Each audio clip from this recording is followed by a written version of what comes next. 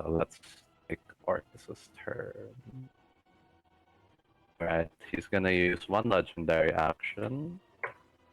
Use a necrotic bolt. And seeing as it's impossible to hit you guys because you're all freaking shielded, I'm gonna go after Redeemer. Aww. Alrighty. So let me check Orcus's stats here. It's gonna be that much. Okay. Alrighty. Flat roll for this. Oh no. 4 plus 15. I don't think that hits. 19 to hit. Hold on, let me look at the Planetary's AC. I don't think... Oh my gosh.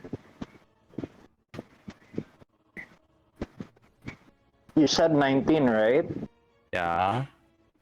It hits. Is emboldened is still on, right? Oh!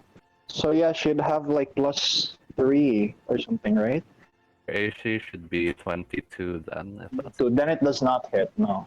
Oh shit. Okay, there you go. Alright. Was the legendary action. Okay, it missed. Okay, that's the end of Wren's turn. Moving on to the Death Knight. So, okay. Death Knight's attacks are not helping at all. And their spells are all over the place. So he will move. 5, 10, 15, 20, 25, 30. Gonna be using a 5th level spell. I think no one can counter spell anymore. Dante, no reaction, no reaction, no reaction, no line of sight, no line of sight. Okay. That Knight is clear. Gonna be casting 5th level Dispel Magic on Rico, but fails because you're immune to Dispel Magic. There you go. And I think with that, all of his party members would have noticed that. So, been revealed. Alrighty. That's the end of Death Knight's turn. At the end of Death Knight's turn, we hear. Okay, Arcus will do one more legendary action attack on Redeemer. There we go. Oh, this time it'll definitely hit 19 plus 15. Oh my... Oh my gosh, indeed. And she's gonna take quite a bit of damage. Oof. Roll it here in the dice tray because it's quite a lot. Are you able to roll dice on this second version of Albert as well? I'm not sure. You can try. Art and okay, and because she's outside of the holy aura, she's going to be subjected to the negative energy plane pollution. So here we go. She still has resistance from the potion, I think. So this will just be normal damage. Oh fuck, 70 damage. Oh, 70 halved is 35, and then 35 doubled. That's gonna be 70 gallon. Okay. Yep. So 175 damage. Damer is not looking good, Nana. okay. Okay. Better keep her alive, man. She's got one death ward still, I think. Alright. That was the end of the Death Knight's turn. Oh, where did my thing go? Damn it, went Rico. Hold on. That was the end of the Death Knight's turn. And then Orcus took a legendary action, right? Yeah, end of Death Knight's turn, the legendary action Orcus. Now it's the Lich, the one who I forgot last time around. Okay, his turn. Let me think what he would do. So this aura is annoying.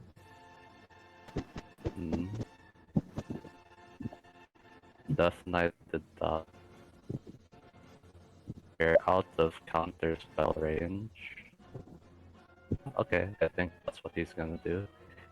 He knows the level of the spell, he's a high level caster himself, so not going to be saving this. He's gonna use an 8th level spell slot, Rico. Pass. Your holy aura disappears.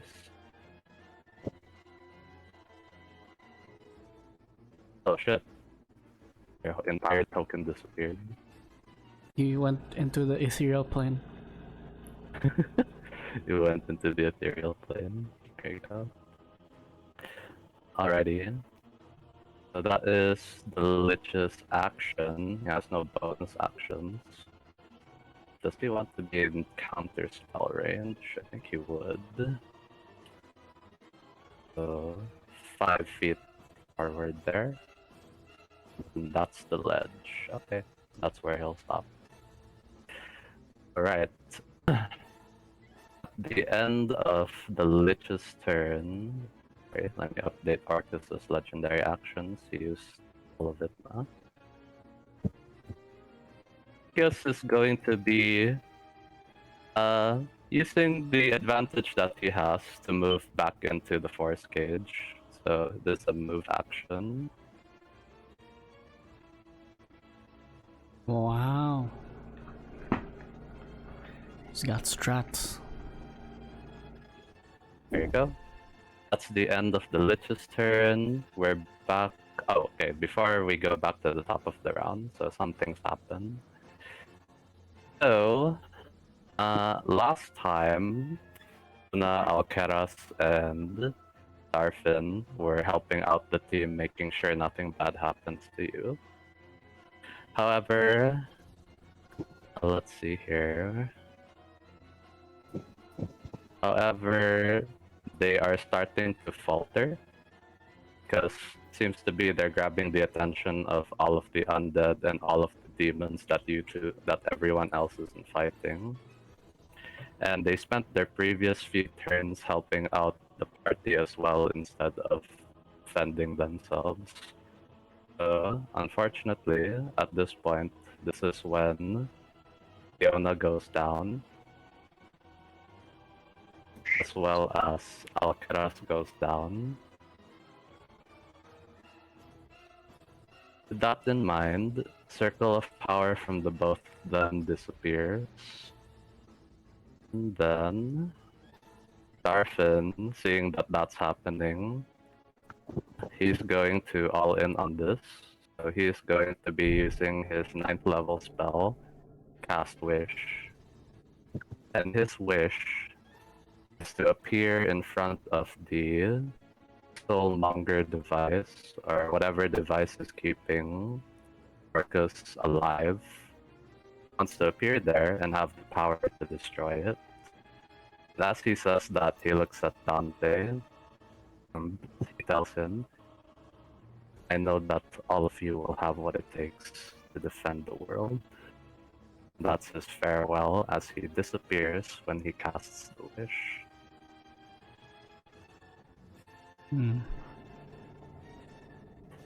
Now it's just the party and Burgundy and Orcus all here.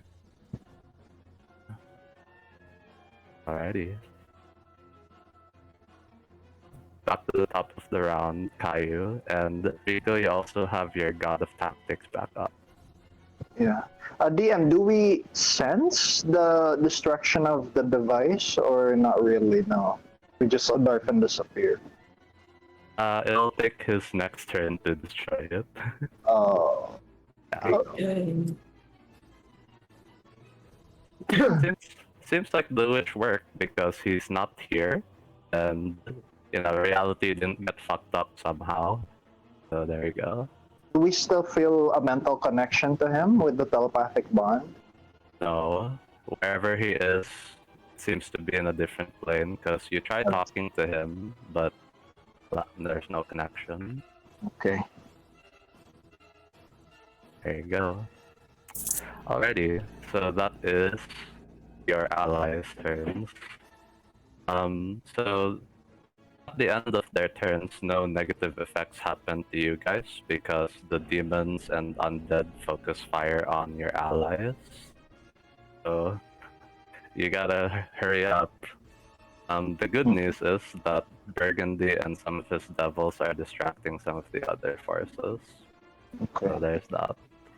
But yeah, not much time left before you guys start getting some damage here. Okay. Alright.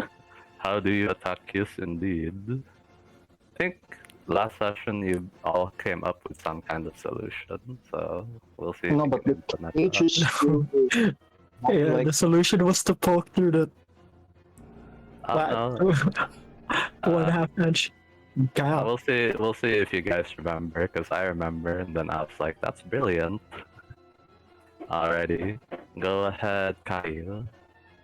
Okay. I'll move back in because I have the health.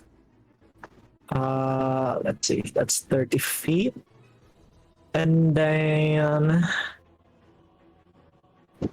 wait, let me see.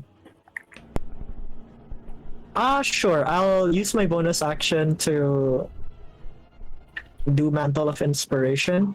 So that's Wren, Rico, Dante, Fenrir, and me got the 11 temp HP. Mm-hmm. Thanks. No one has reaction, so no one can move. Red Oh. has a reaction. I don't but know it's if she a new wants to round. Don't we get refreshed or something, DM? On your turn. It's our refresh turn. us on your turn. Yeah. Yeah. Yeah. Your God of Tactics refreshes now, though. Okay. Okay. So, question, Kayou, do you want to give Redeemer also Mantle of Inspiration?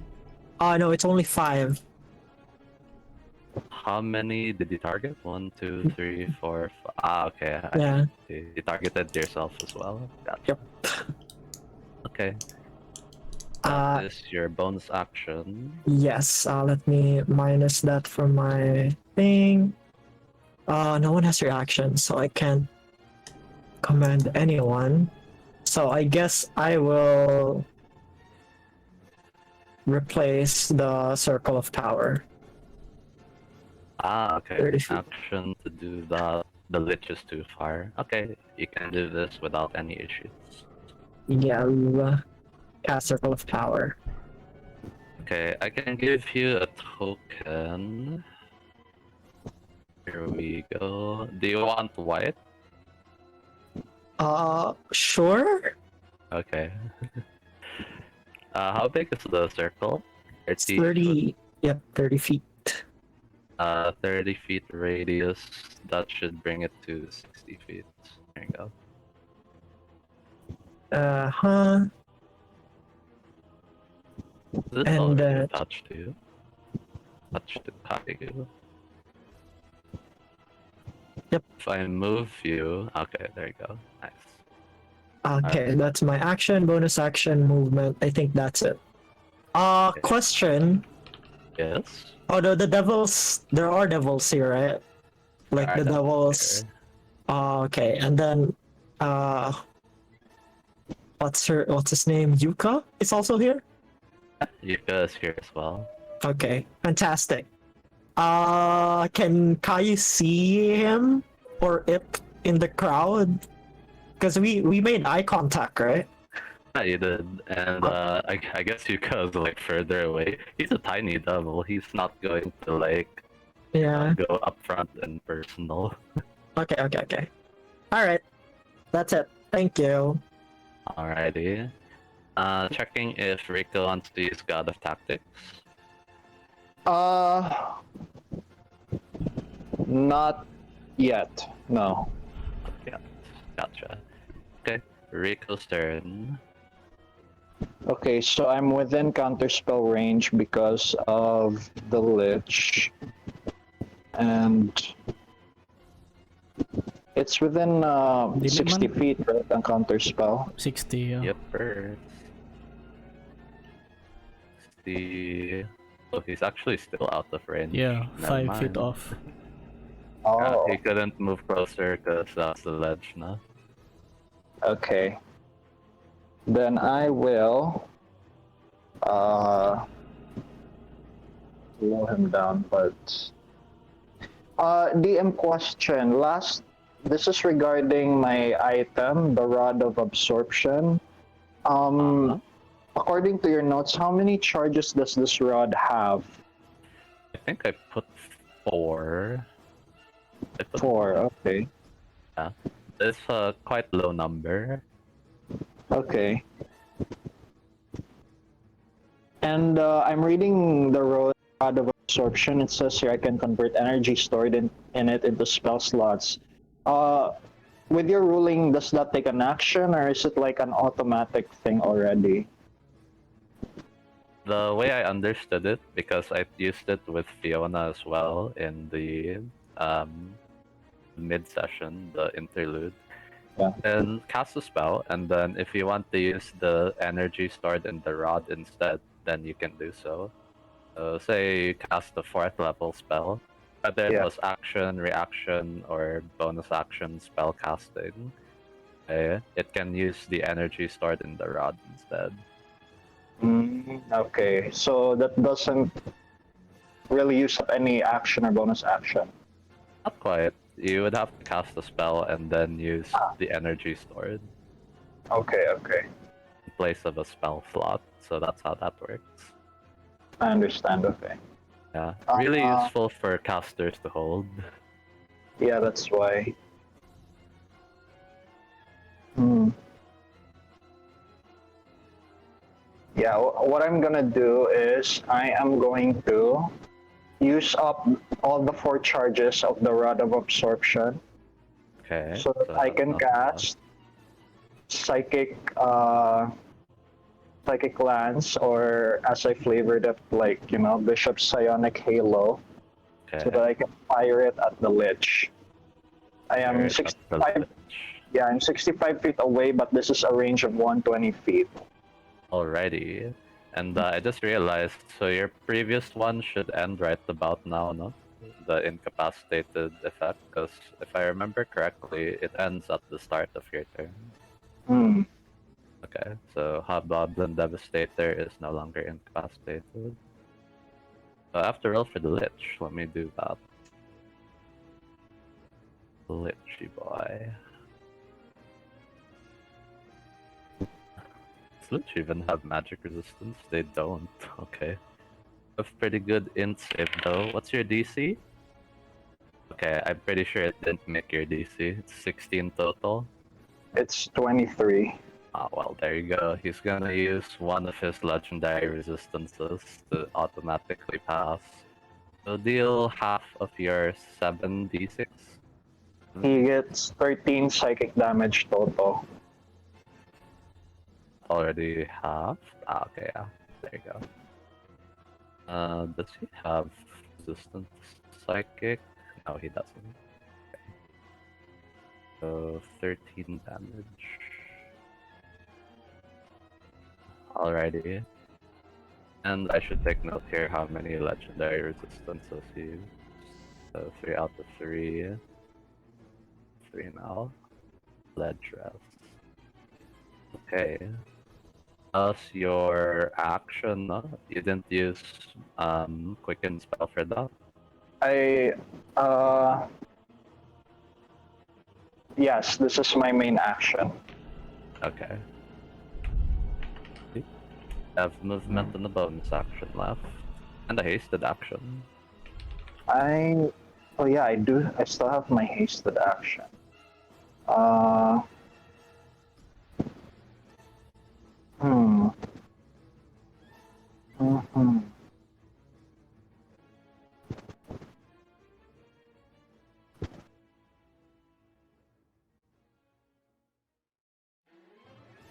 As with my hasted action, I want to head over to. I'll use my movement to go to Redeemer and feed her one of my potions. Is that like something I can do?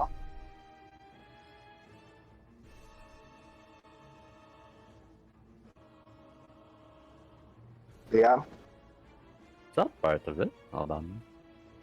Let me Wait, bring up I- the spell. haste. Don't think I can. Yeah, I'm looking at the spell as well.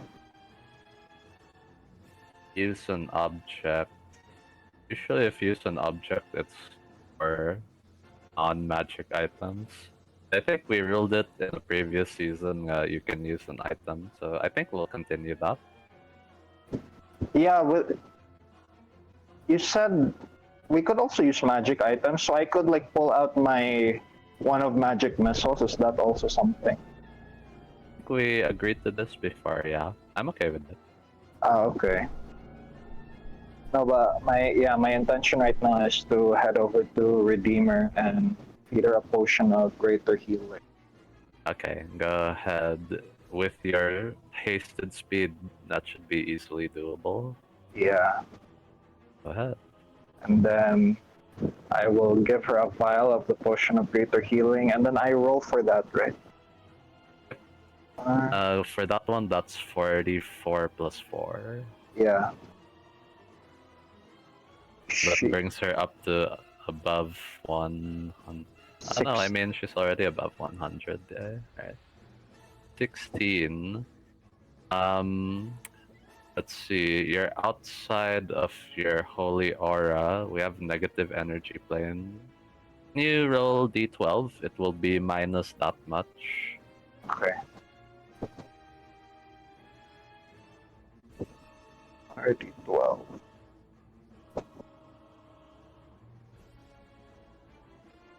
One. Oh, not terrible. So 15 instead of 16. Yeah. That's Reduces 15 damage. That'll be 160 damage on Redeemer. okay. Okay. That was your action. Hasted action. Do you have a bonus action? I do have a bonus action. Let me check again just to make sure. I think I can still reach. No, from here. Yeah. As a bonus action, I will spend my last 2 sorcery points to quicken spell and cast Eldritch Blast on on the Hobgoblin Devastator. Ah, okay. You want to down them? Okay, that's a smart move. Yeah. Which one will you target first? Left or right? I will target.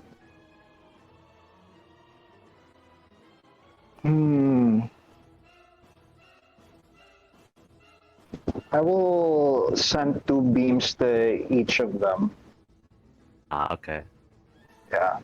We can also do one by one. So I think you might want to focus left first. He's more damaged. Okay, I'll focus on left. Okay, alright, let's do one by one. So first Hobgoblin Devastator on the left. They don't have much AC, so as long as you don't roll a 1, you should be fine. Yeah. Hold on. Plus 15. Okay, the first one should hit. It's 27. Okay, let's roll damage first. You might die. Okay. Also, this one should push them backwards, like up to 10 feet, I believe, with repelling blast. Ooh, are you sure you want to do that? If they fall off, you might not be able to see him. Oh, okay. Then I won't push him. Okay, just making sure. 13. 13. I'll bring him to... I don't think that's enough. Hold on, let me bring out my calculator. 29 plus 13, that should bring him to 42, no? Correct. I think you need one more good hit in order Okay. to bring him down.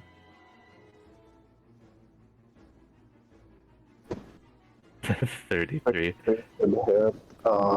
Okay, I think you don't need to roll damage. You only needed to deal 3 more. So this time you can push him. You're sure he's dead. Okay. Alrighty. And then he capsizes out of there and dies. Okay. Then I'll focus on the other guy. Alrighty. Does a 21 hit? 21, that'll hit. Okay.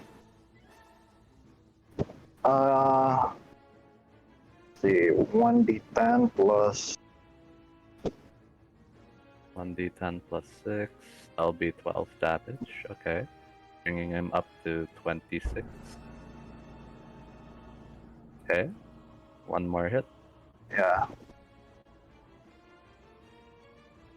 20 to hit will hit. D10 plus 6. 10.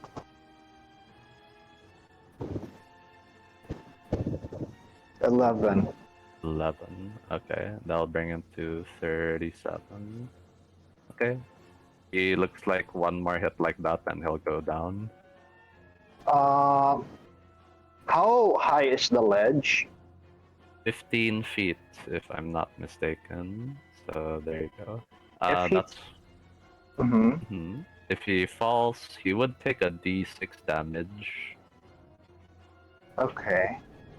And I can't see him anymore if he falls over, right? But he can't see us either from if he falls over. Yeah. I don't think he would be able to. Okay, then I will push him off. Okay, let me see the angle. So it would look like 5'10". Okay. Right, and then he falls down. No save for that. So let's see. D6. Yeah, D6 here. 2 bludgeoning damage extra. So that's gonna be 39 damage. Alright. You can't see him, so you're not sure if he's dead or alive. Okay. Alrighty. That is the end of your turn. I think you did everything. Do you have a bit of movement left? I'll move a bit further. I'll move behind Redeem. Ah, okay. 5 extra feet. Okay. End of Rico's turn. Let's see. At the end of Rico's turn, I think Kiss will use one last legendary action. Yeah, he ought to do that. So, oh, sorry, I accidentally moved Wren. He's going to use one legendary action to cast a cantrip. So, okay, I don't think anyone wants to counterspell that. So here we go. Gonna be attacking Redeemer. Here we go. With a chill touch. 19 plus a lot. Okay, I'm pretty sure that hits again. So for chill touch, that's just gonna be 4d8. I'll roll it here. R4d8 necrotic. 12. Okay. 12 damage extra. And the secondary effect of that is gonna be that she can't regenerate any HP. So let me put that here as well. Can't regen.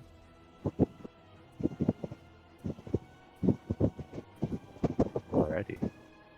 That is the end of Rico's turn. Dante, your turn. Alright, I get my reaction back. You get your reaction back. Let me type that. Move this. Yeah. Okay. Rico And also then- should have his reaction back now. Our enemies are this Death Knight, Q's, and all these other people in the north, right? Yeah. Mm-hmm. Now let me check my speed. 65, 60, 70, 80.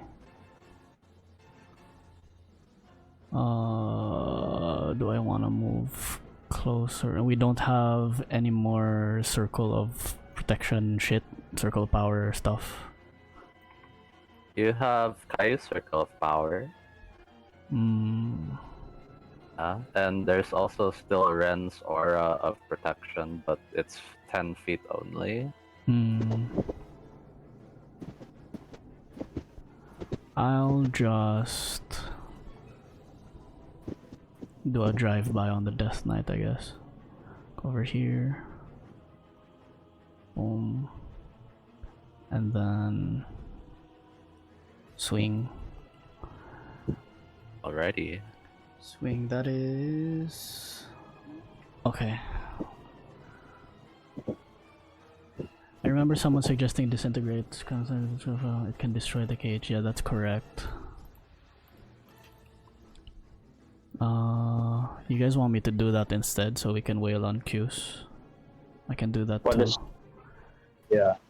That's Let possible. Let me go back. It seems to be he's using the cage as some kind of protection. I need to be out of counterspell range. Excuse 60 feet. If I go here, he's 65. I'll count as well how far you need to be from the lich. I'm far enough. Far enough. Far enough. The Death Knight can't counterspell, diba? No, you've never seen a Death Knight counter spell. Alright. In that case, I will disintegrate on... The range of disintegrate. Shit. That's 60 also. 60 feet. You have to get a bit closer.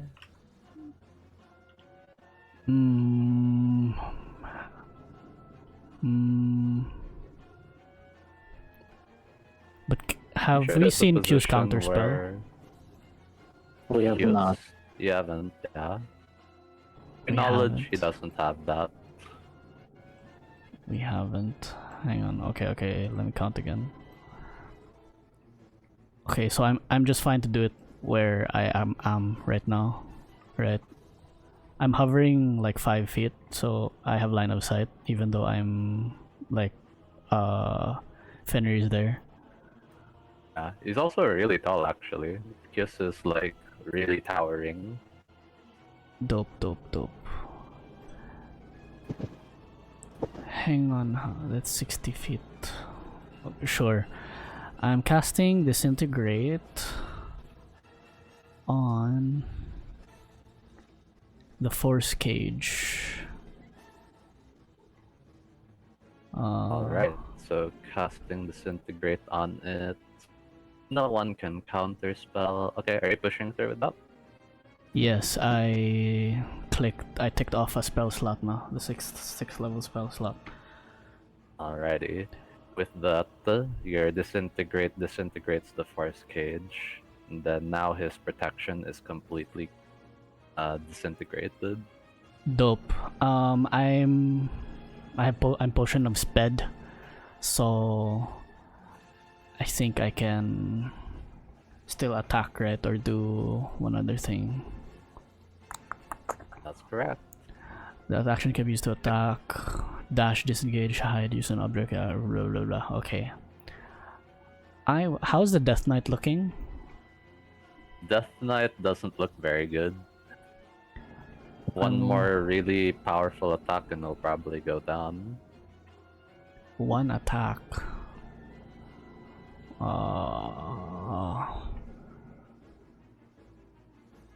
Yeah, I'll focus on the Death Knight and I'll leave Q's to Fenrir. So I'm over there. I will poke the Death Knight with my Shadow Blade. This was 5th level. Okay. 5th level.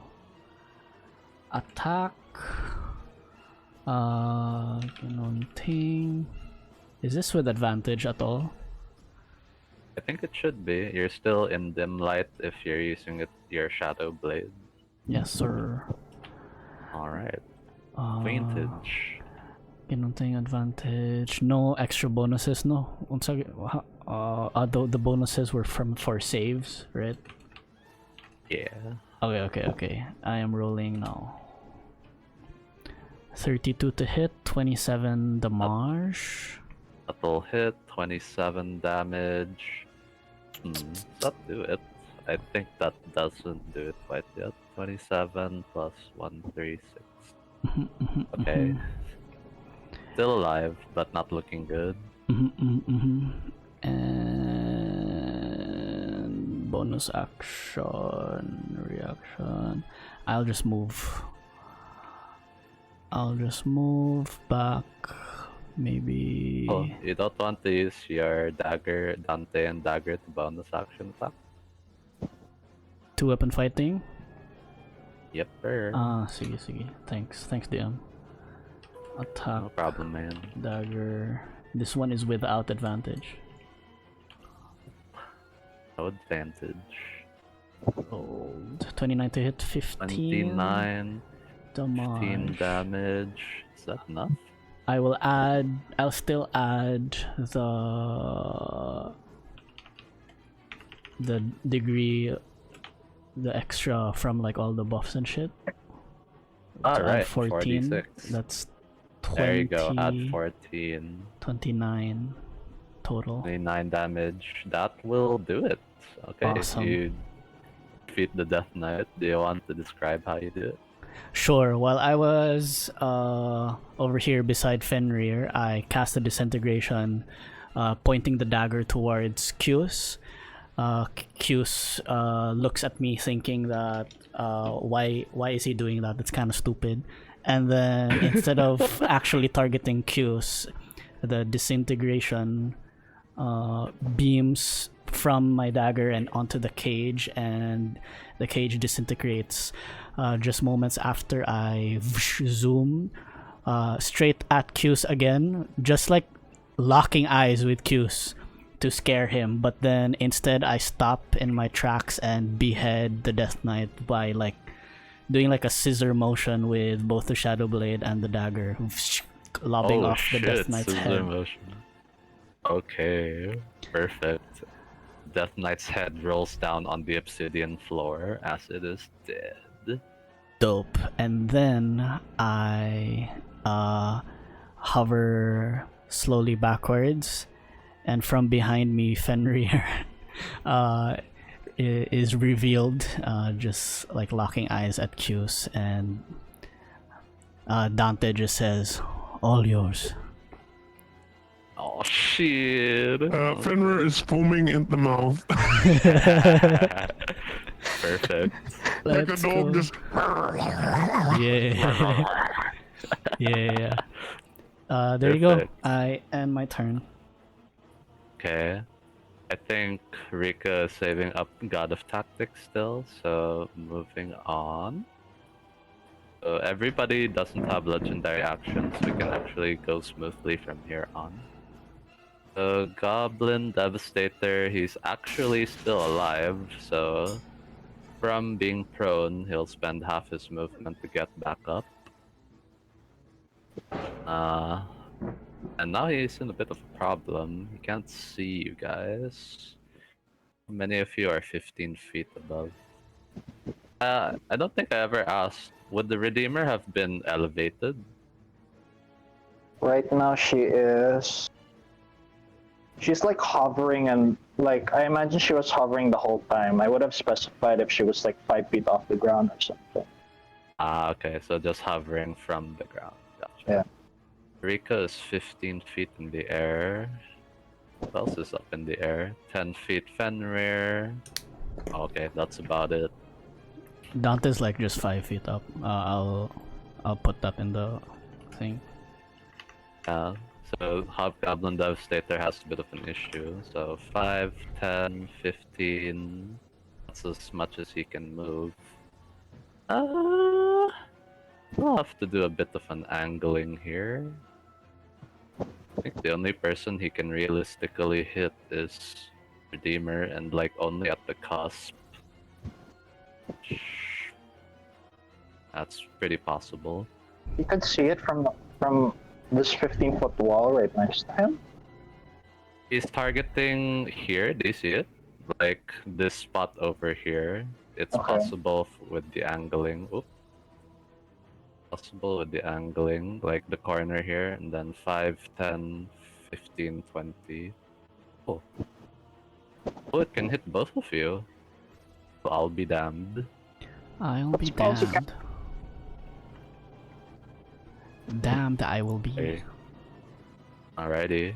So both you and Redeemer will be taking this fireball. It's just 3rd level though, so go ahead and roll dex saves. Okay.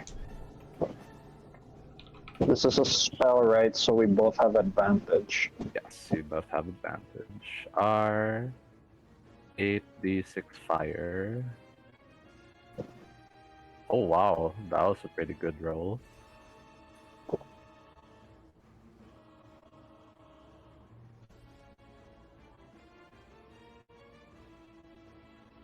$172 damage so far. Oh, can you update Redeemer's HP, my dude? 220 minus 172. This an Oh, wait. 18. An 18 will pass. Its DC is 13. Okay. These guys are pretty low DC and stuff. Okay, so half of 36 is 18, and then half again if you pass is going Ooh. to be 9. Mine is 15. 15 is your dex save. Yeah. Then that should be good for you as well, because both of you took potions of invulnerability, right? Yeah. So 36, Right. that's half is 18. So Half is quartered is 9. Quartered is 9. Huh? So it's 9 damage. That'll bring it up to 181 damage for Redeemer. Then this is like your first damage instance only. I No, think probably not I the had damage from the dungeon crawl. right. Okay, so the first time here, then like in this Yeah. battle. Okay, Oh, but I have 9 10 damage HP, to you. so yeah. Oh, in that case, no damage in this battle. Alrighty.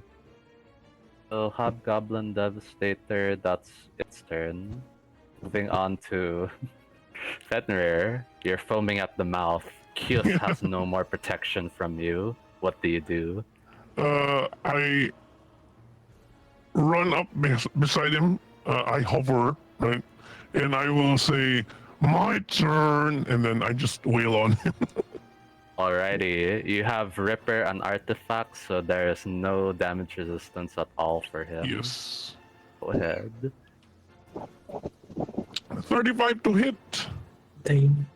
Let me check his AC once again. Surely it's not 35.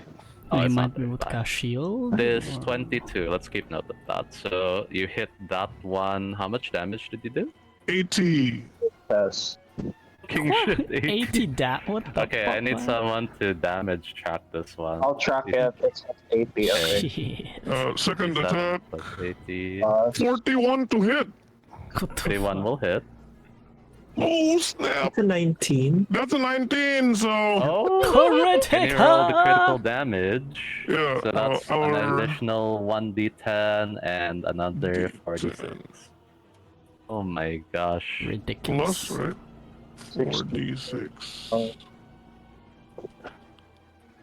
19, so an extra 19. An extra Okay, 19. Okay, that was your second attack. Yes. Third attack. Third attack. 39 to hit.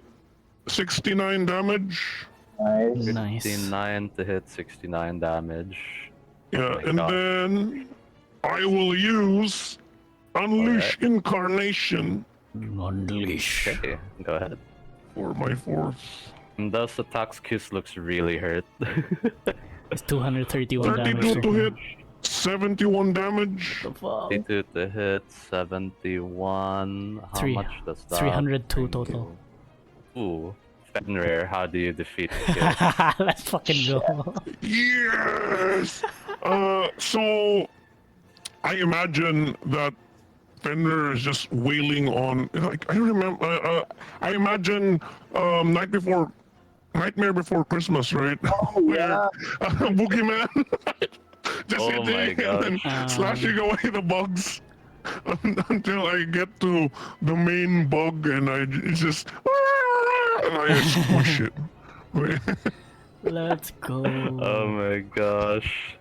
There you go. As you slash him, each hit is so forceful that it makes so many worms fly in this direction until eventually there's no more mass formed.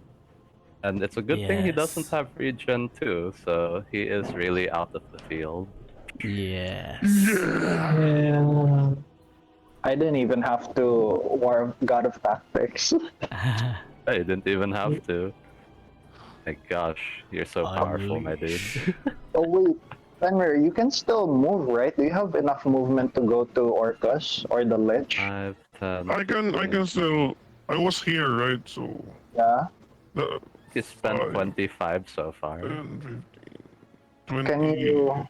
So I can still 30, You have haste. 35, 40, Yeah. 45, 50, 55, 60, 75, 80. Oh wait, 75, 80. So yeah, I can still attack the Lich actually. From I think you're Yeah, I can 5 reach. feet short. Oh no, I'm 5 feet short. Unless I use my javelin. Yeah. What about your hasted action? Can you use that to cover the distance? Dash. Yeah. Yeah, I can dash. You can dash. Dope. Yeah. He's saying that because he wants to use his epic boon. There you go. Yes. Okay, Tactics. you're there. Alrighty. That was your hasted action. I think you still have a bonus action to do something. Yeah. I can still attack There you go. using my pool. Use the pole. Yeah, so wait. But 39 to hit 70 damage. 59 to hit. My gosh. Okay, 13 plus 70. That's gonna be 83. He is not looking good. I slapped him with the butt of the. Perfect. I just say bonk. Here's a Okay, taste. question, Fenrir. Do you want to use one action surge for this?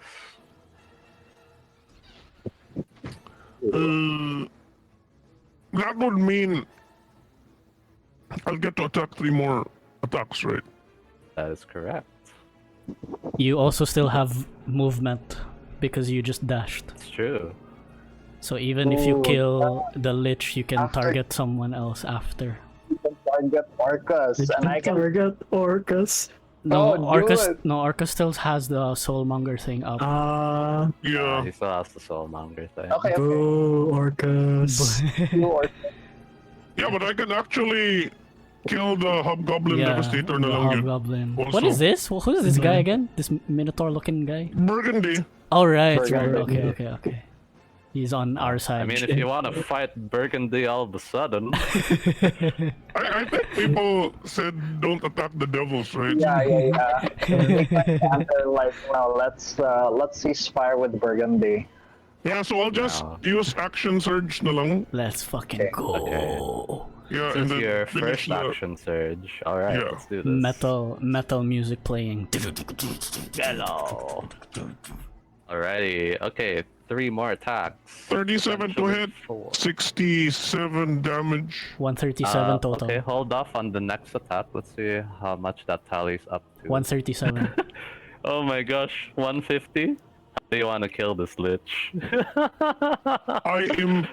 I impale him through the mouth, right? Oh shit, alright. And he is... I love how we can just unleash Fenrir on our enemies. He's like, you have a soulmonger, we have a Fenrir. You have a Fenrir. Shit. So I can still reach the...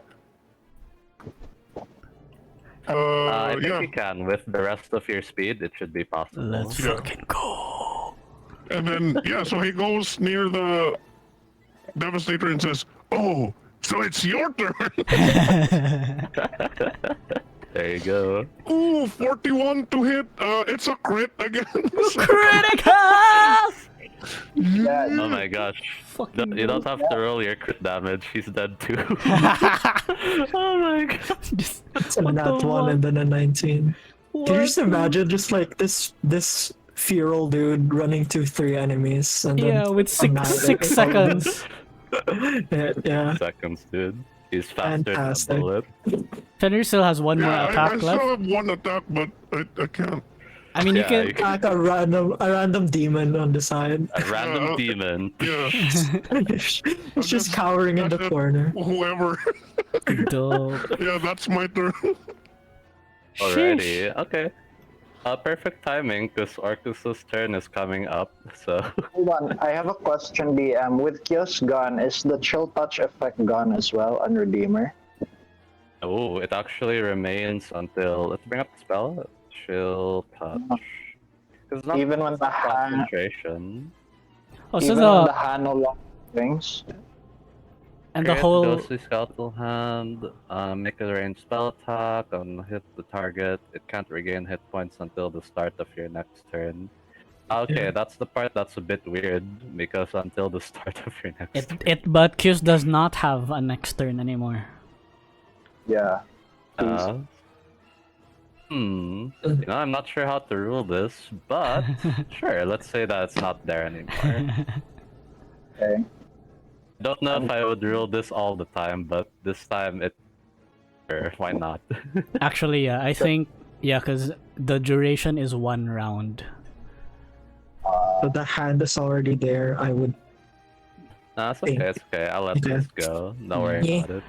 Because my Fine. intent is to use God of Tactics on Redeemer and make her use Healing Touch on herself. And based on the Healing Touch wording as well, it says that with her Healing Touch, the target magically regains 68 hit points and is freed from any curse, disease, poison, blindness, or deafness. So would that counteract like a chill touch effect either way? No, because it's Oh. not any of those things. Okay. It's okay. Kiss is dead. Chill touch isn't there anymore. Dope. We'll do that. What was the whole like not teleporting thing? Was that the area or That's- Q's?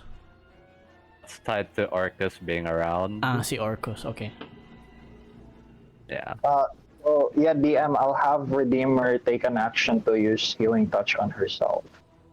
No problem. I know that you want her to stay alive. Stay alive. Go ahead. Stay alive. So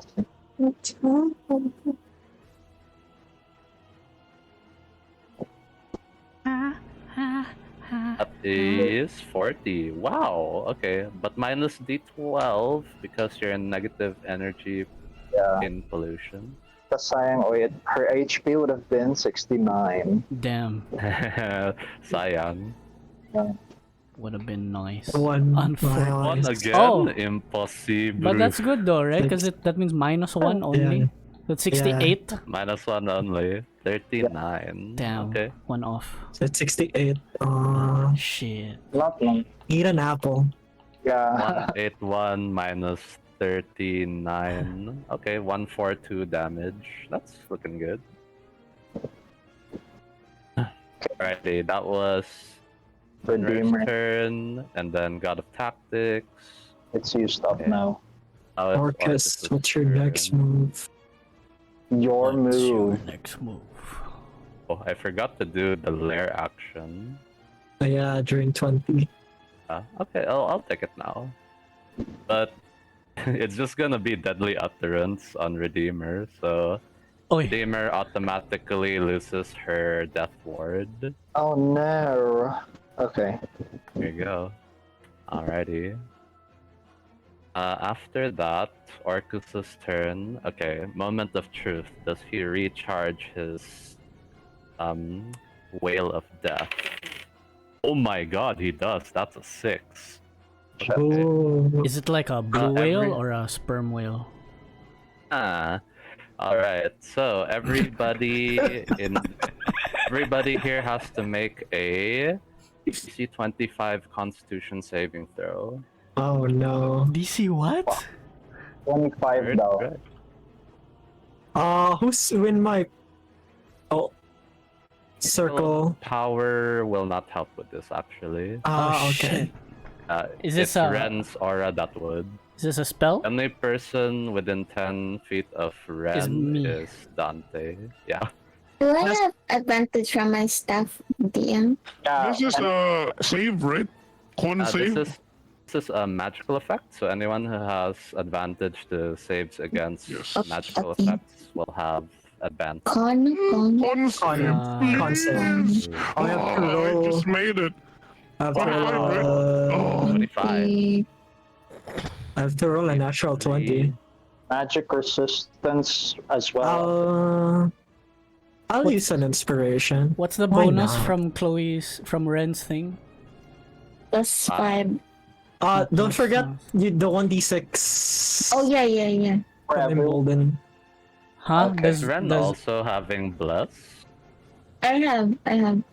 Okay. So you pass Knucklo because Also minimum is 1d6? 25 for you. Oh, I passed The one, Okay. the 1d6 is I have from... the potion of... Saan ang bless? Potion of... Heroism. Heroism? Yeah. Yeah, I have. So nasa day ko 1d4. Yeah, but I passed, so that's. You passed.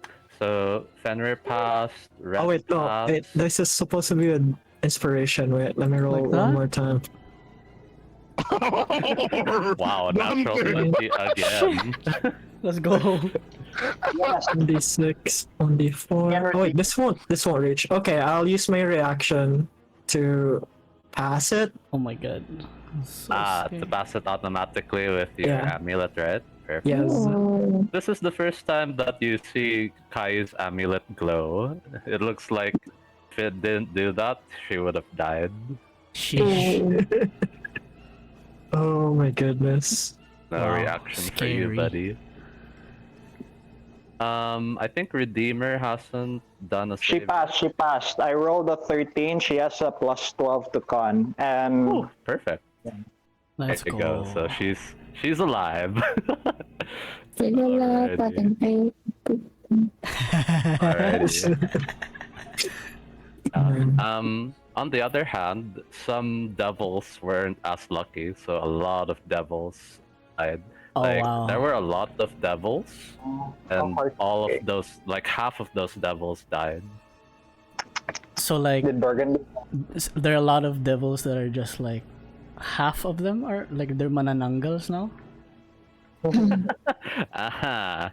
Actually, you have a fair point there, Raffe. I do have to roll for Burgundy. Let's do that. Oh my god, the awkward. Well, he won't truly die. He'll just respawn in hell.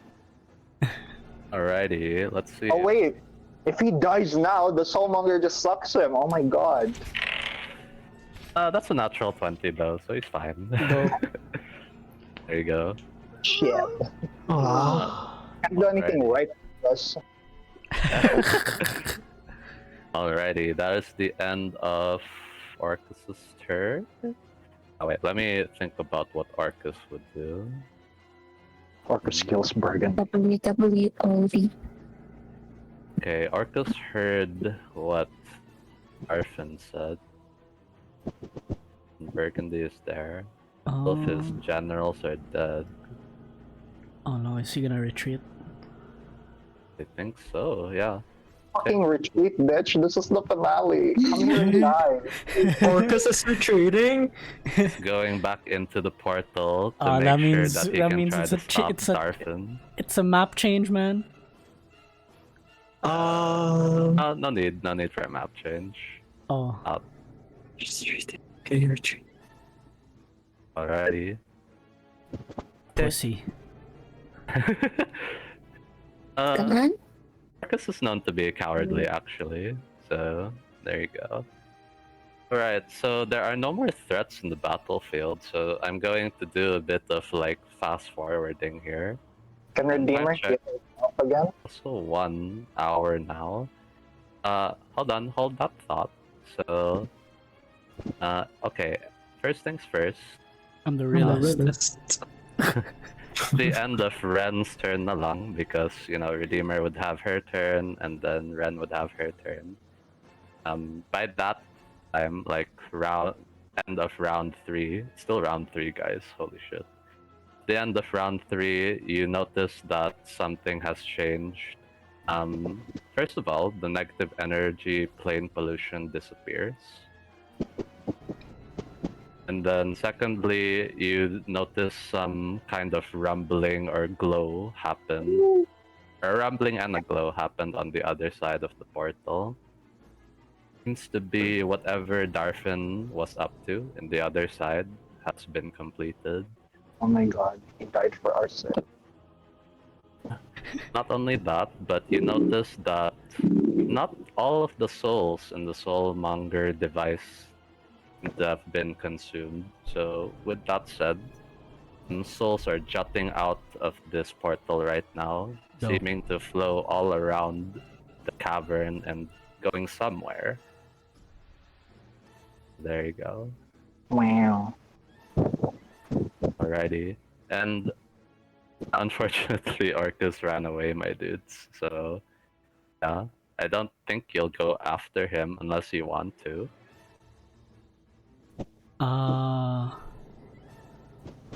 There are a reason to. I have a Oh, reason do you to. guys want to? Because Orcus is gone, there's now nothing like blocking the whole plane shit. Plane. Yeah, plane shifting, Can teleportation. we try to communicate to Darfin now? Is that possible? You cannot, because he's in a different It's in plane. another plane, yeah. Blah blah blah blah. As for the teleportation shits, the only way to know is to try, because you don't know. Someone missed this step now. So this is an opportunity for you guys to think about what you wanna do, because as far as like immediate threats are concerned, it's just the demons and the undead. It's being partially taken care of by the devils. Right. Uh, And it's not super smart to go into the portal because we're going to the home turf of Orcus, right? No, that's a bad idea. I'm trying to Burgundy, figure on the out. other hand, said that he's got a score to settle, so you're not sure if he's crazy enough to go in.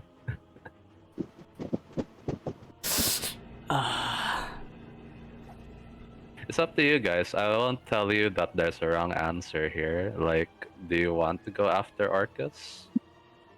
Dante's more concerned about trying to save Darfin. Darfin. Fenrir will defer to the smart people in the party. Alright, I'll give you guys 5 minutes here. Right I'll now, set like a Fenrir's timer just to wailing decide. on other demons, like stray demons. Yeah, just attacking. Tell you me guys what. need to like tap him on the shoulder, and you have to say like, "We have to go somewhere." Yeah. Okay, my 5-minute Well, timer Dante are started, by having the like way. we're having like a very dramatic scene, like we're pondering on this decision, and then in the background Fenrir is just like Yeah. wailing on There are demon limbs flying around. Dante's like, should we live to fight another day or something? And then like Fenrir's like, By the way, what do we do? Don't waste too much time. 'Cause Yeah, the timer has 5 started. minutes. Yeah. We do want to talk to Burgundy, I think. I will avoid. Busy right now. He's I busy. want to ask Yuka what Burgundy is here for. If Yuka knows, Yuka should know, right? I think we're in a battle though. We can't really have. The devils are not paying attention to you right now. They're focusing on what their lord is Shit. going for. Last suggestion. Dante's gonna cast Blink, and wait, is that gonna? And then go up to the portal. Is it possible just to peek ahead in to the portal? Peek ahead in there. Okay. You peek ahead in. But he times looks it when he's in the ethereal plane. Times it when he's in the ethereal plane. That's a Can I use God of Tactics on Dante so that he can take extra precautions?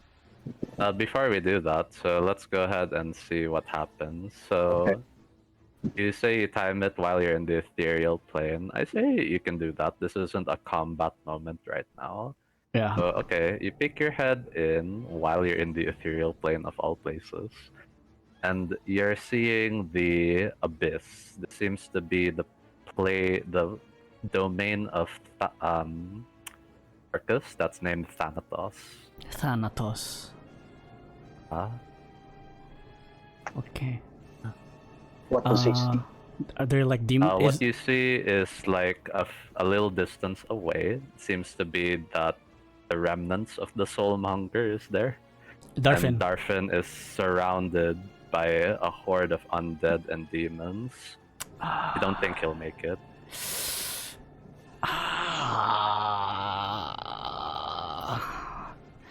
Don't think he'll make it, my ass. Wait.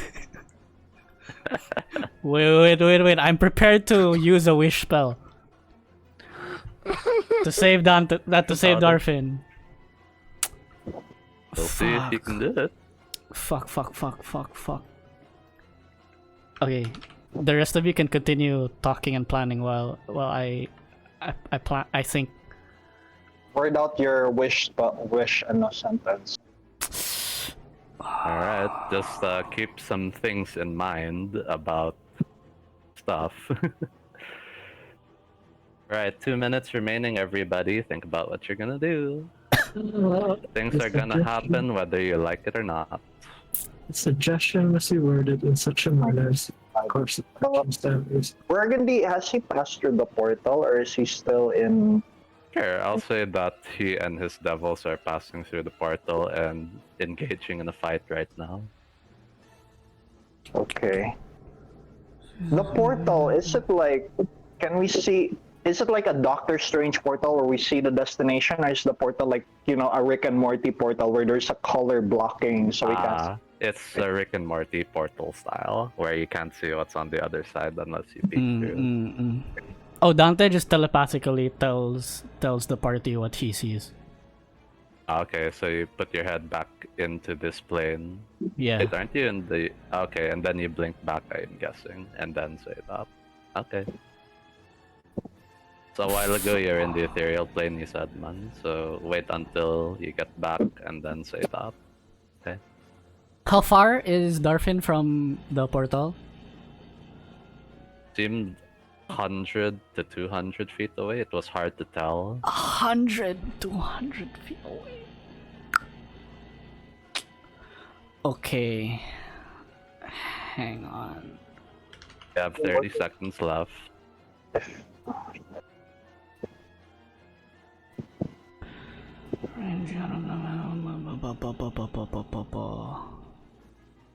What I wanted to do, I just thought of something, but like Burgundy already crossed through the portal.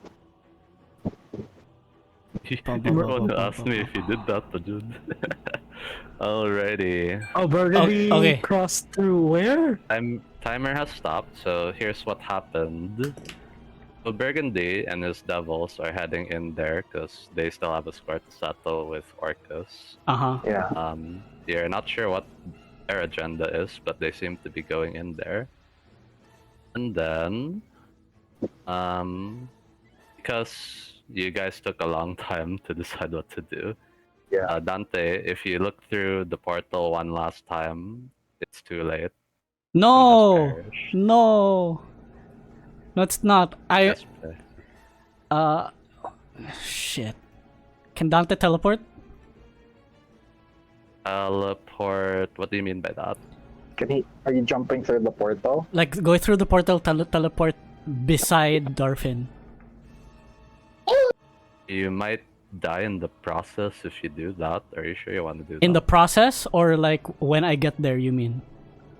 When you get there, because it's not safe there if you teleport to where Darfin is. If I teleport to where Darfin is, can I teleport again? If you action search, it should Yes, be that's my plan. possible. Tell me if this is possible. Dante steps in the portal. Possible, but You don't know if there are people who can prevent you from Like doing stuff counterspell and or shit, right? counterspelling. Yep. So this is my plan. Dante, I don't. But Dante will only do it if it's like a certain, like if it's a 50-50. Right? He's willing to meet those odds, 50-50. Dante steps into the portal. 50-50. Okay, Dante It's not a steps into the 50-50. portal, teleports to Darfin, and then uses the wish spell to cast plane shift on the both of them to go back to the material plane, to this plane. I can tell you this, it's not a 50-50. It's not a 50-50. Yeah. The it's not odds 50-50. are against us. It is super against you.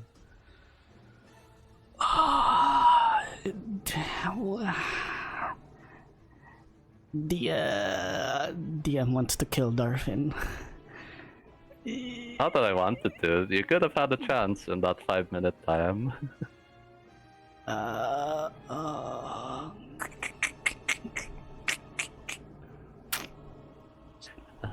It's okay, guys. Things are happening right now while you're thinking about what to do. Favorable things, to be sure. Except for Darfin dying. That's unfortunate.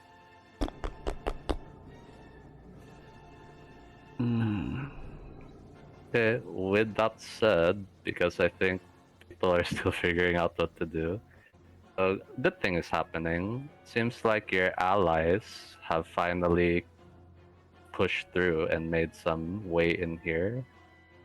So, to your surprise, it seems that some of the people in Wren's queendom have joined the fray. You're not exactly sure when they came into the picture. There's that. There's also the Red Knight's followers. There's the followers of Tempest, the Order of the Gauntlet, the Harper Agents, the Emerald Enclave. Like, seems like they're all pushing through shortly after the Soulmonger device was deactivated. Yeah, and also when the negative energy plane pollution disappeared as well.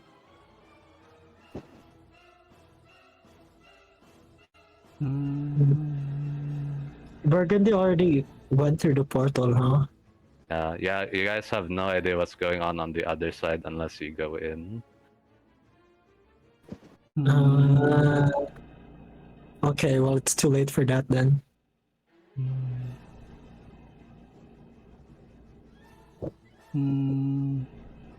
I'll give it a little more time before I move on to what happens after, because things are happening while you all are deciding what to do.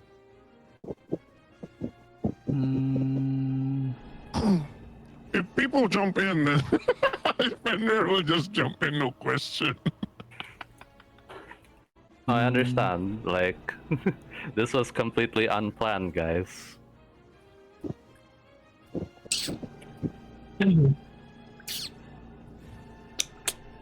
All the devils are gone. Not all. Seems like there's a steady stream of devils coming from here to there. Yeah, so Burgundy is really going after Orcus. Yeah, Seems like his agenda is, as he said, settling a score with him. Yeah. That should have destroyed them. It's too late. Okay. So do people want to go after them? I want to stop Burgundy. DM, That's what Kayou wants to do. if we leave Darfin in the abyss, can he still be resurrected in the material plane? I will say maybe. That's all I can give you. That's all I can give you. It's a maybe. But at this point, he's dead. You said he's dead or unconscious. Last you saw, he's on the ground and didn't seem to be conscious. Ah. Alright, enough time has passed, so I will say that Burgundy and his devils were able to successfully defeat Orcus on the other side, and the only reason you know that is because Burgundy himself comes out of the portal a few moments after you guys deciding what to do.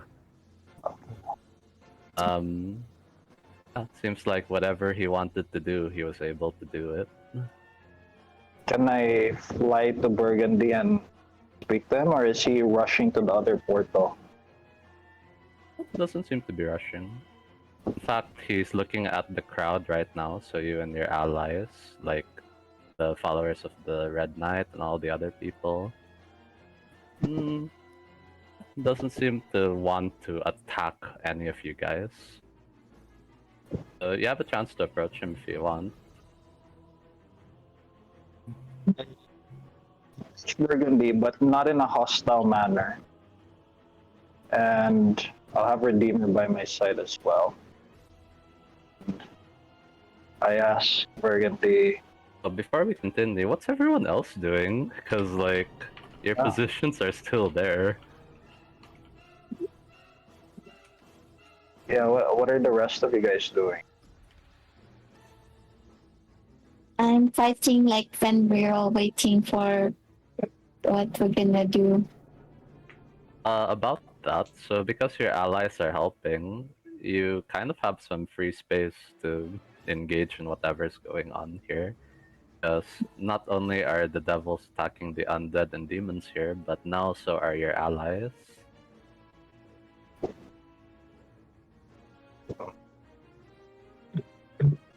What about Kayou? What is she doing? Burgundy is right there. The moment has passed. Kayou is doing nothing. Oh dear, there you go. Alrighty.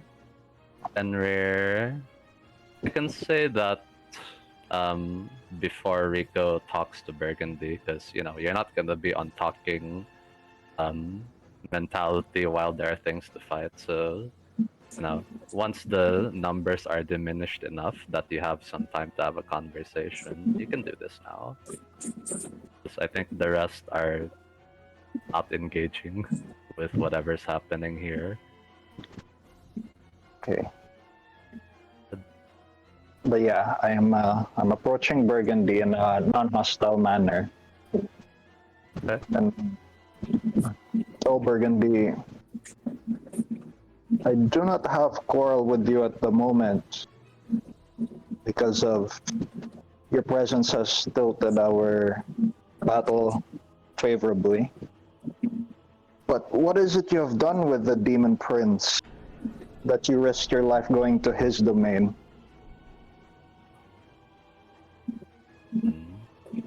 Thinking about how he would roleplay this. Well, he would say, "Well, Red Knight, it is truly none of your business. If you must know, I had a score to settle with him, and now that score has been settled. That's all you need to know." Okay. By the way, DM, well, hold While? on. An idea just popped into my head, and I wanna try it. But I'm double check my. Okay.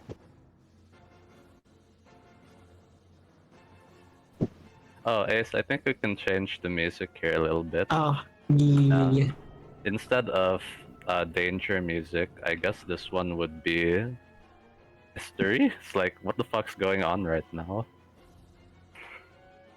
You can go back to Mr. Hold on. Okay, this one's not bad. It's a good music choice. So, what was your plan, Rico?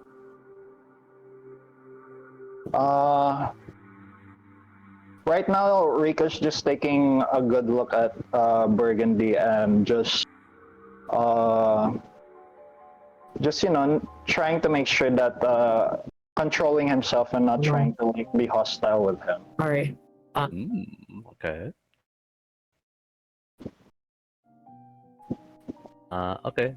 But what was the plan that you had, or was that the plan, not to be hostile to him? Okay, my idea is right now Rico's just waiting for Burgundy to go away, but after that, Rico will hold on to. I just had an idea because like after Burgundy would leave, and he's like away from an earshot, Rico is going to. This just occurred to me, but Rico is planning to cast the wish spell because he still has a 9th level spell slot, and Rico's gonna verbally word it and like whisper to himself this. I'm typing it now actually. Oh my gosh, you're typing it. Okay. Let's see what you have in mind. Yeah, thanks for sharing this ahead because it will inform me how to role play as well.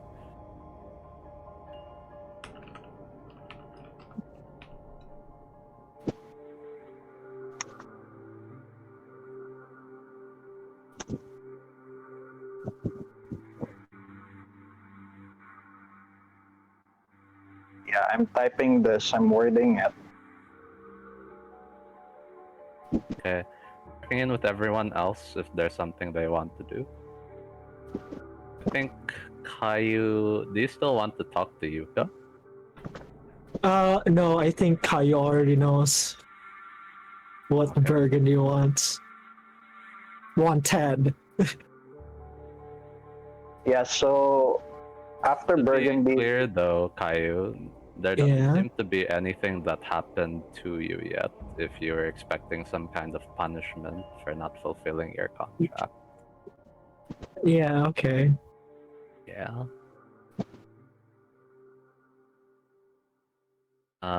Where's your chat, Raffe? Are you still? yeah. Okay. Before I verbalize my wish spell, I ask also Redeemer to try to guard me and protect me while I'm weakened from the spell, and this is what I verbalize. Okay. With my To be wish clear, spell. this is what you would do if he was away from earshot, no? Yeah, and I would also like walk away. Like if he leaves, we'll go our separate ways, Okay. I just want to see your wish first before I move forward. Yeah. I want to, if there's a way to incorporate it. I wish to know the true name of the devil I've just spoken to, Burgundy, so I can exploit it in the future. Interesting. Okay, let's keep that in mind. Understood. Okay. Anyone else want to do something? Because if not, then I'll move forward. Dante wants to retrieve Darfin's body.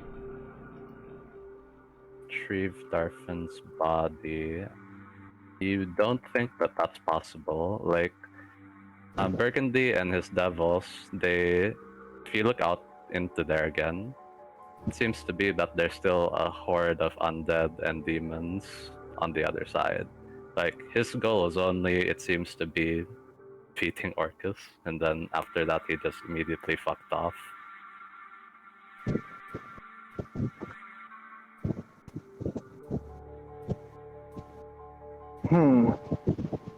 I'm thinking, what if...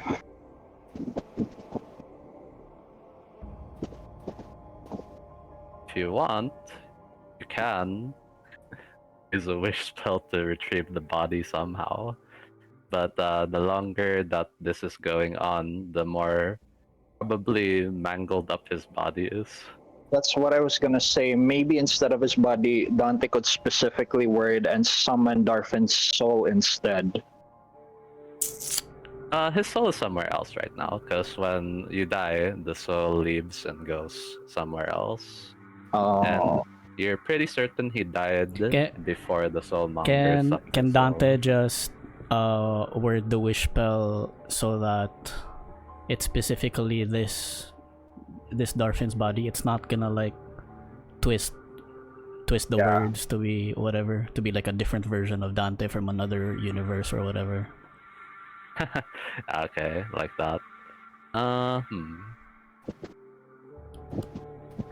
Could do that. You could You, make the yeah, sentence you could do it. Yeah, Could do so that. Just letting you know that you'll have to roll the shit though. sure. yeah, even me, I have to roll it too. Sure, Okay, sure. so you use your 9th level spell to retrieve Darfin's body. Mm-hmm. Okay. So Darfin's body appears next to you. Let me bring the token back. But yeah, he is very mangled up. It's very unsightly, so I think you put a cover over him. Mm. There you go. And then you have to roll a D100. So the chance is 33. We'll say if you roll 33 or below, then that's the one that you can't cast Wish anymore. Oh shit. Mm. Both of us, right? Not yet for you, because Burgundy is still there. Okay.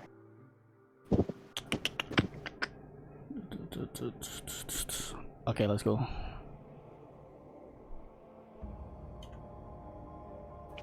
$24. Oh my god. Okay. Dante, your wish was to see your master's body come back over here and be safe with you.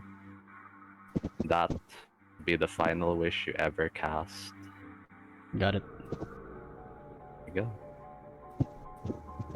See, so Dante is no longer able to cast wish ever again. Yep. That is Dante's wish. Alright. Anyone else want to do something? So Dante was able to retrieve Darfin. You covered his body, and in a while you'll be able to revive him with a strong enough resurrection spell, and his soul permitting. I do share with the group with telepathy that Dorothea can cast True Resurrection on Darfin as long as he's willing to. Yeah, as long as he's willing to come back. Dorothea is here, I think, actually. Oh, nice. But you know, she's not gonna. He's not gonna cast it here because there's enemies abound. Yeah. Do it elsewhere. All right. Looking around, we're overpowering the undead and demons, are we? Yeah. The forces of evil, the other forces of evil, and the forces of good is too much for the demons and undead. Okay. Completely ruin the cultist plan. I think you can check mark that part. Okay. Their plans are completely ruined. Alright. Check mark that one. They're super bummed out. They are super bummed out. They didn't get to do anything they wanted to do. Okay. Yeah, you feel that that's part of the reason why nothing bad has happened to you. Yeah. Okay. Alright. Wren, Fenrir, just checking if you want to do anything. At this point, there's no I'm need just for both fighting. of you to fight. helping. No, at this point, there's no need for you to fight. There's too few forces worth your Okay. attention. I'll just stay beside the body. Try to be a bodyguard. Okay. Wren, on the other hand, also staying there. Okay. His last wish is for Darfin. I agree. Okay, I'll be right back, guys. I have to take a pee break. Everyone can take a pee break here as well. I'll be right back. I'll take a break too.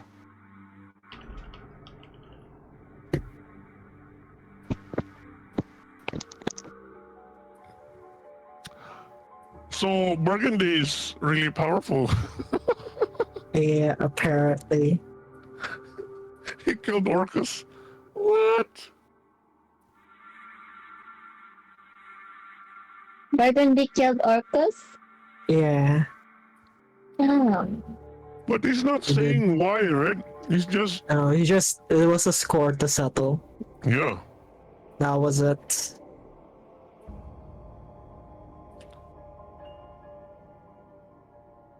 But Who wanna see Orcus? no, Yeah. Yeah, Orcus is like- dead for now. for now he'll come back. He's For a, now. I'll come back. he's a He prince of the always does. undead. Yeah.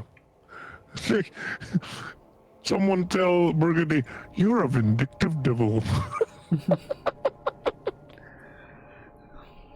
I wonder what the score was. It was like, Yeah.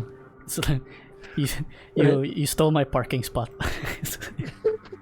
He stole my favorite toy. It's like-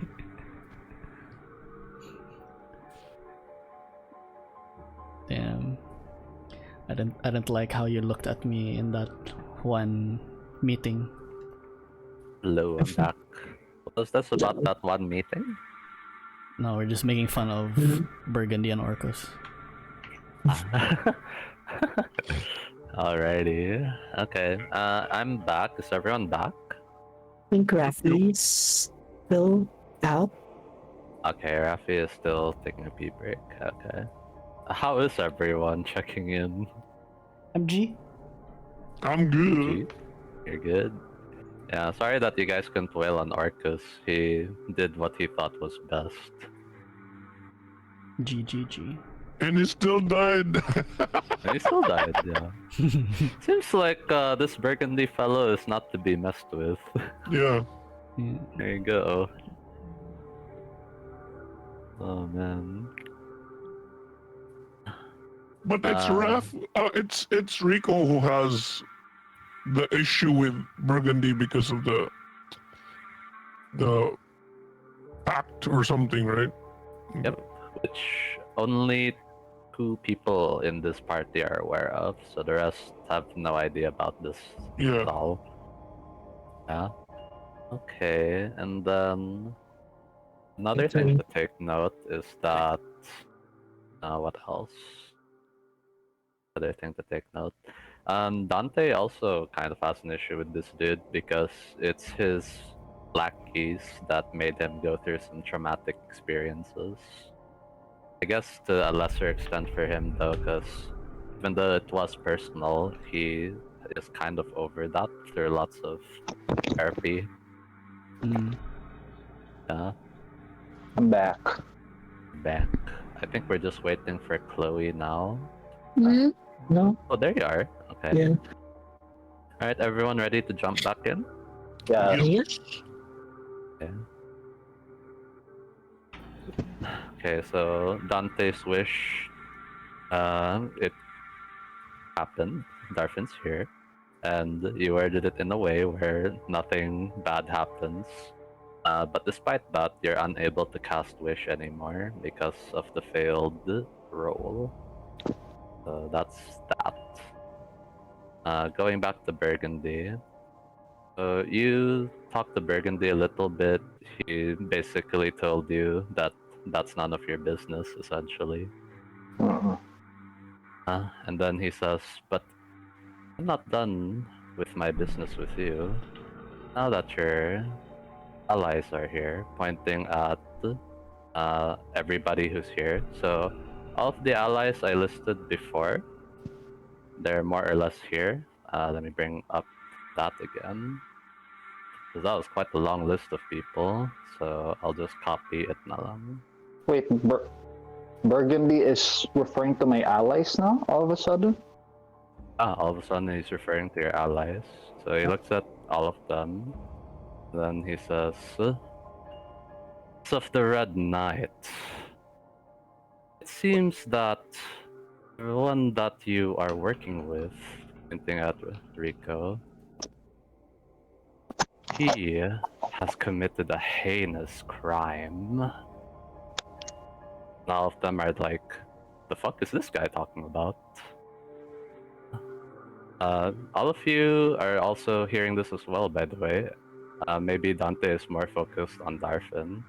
Actually, But- if Dante's not concerned with anything that's happening here right now. If he can, he will teleport himself and Dorfin back to Casamaro.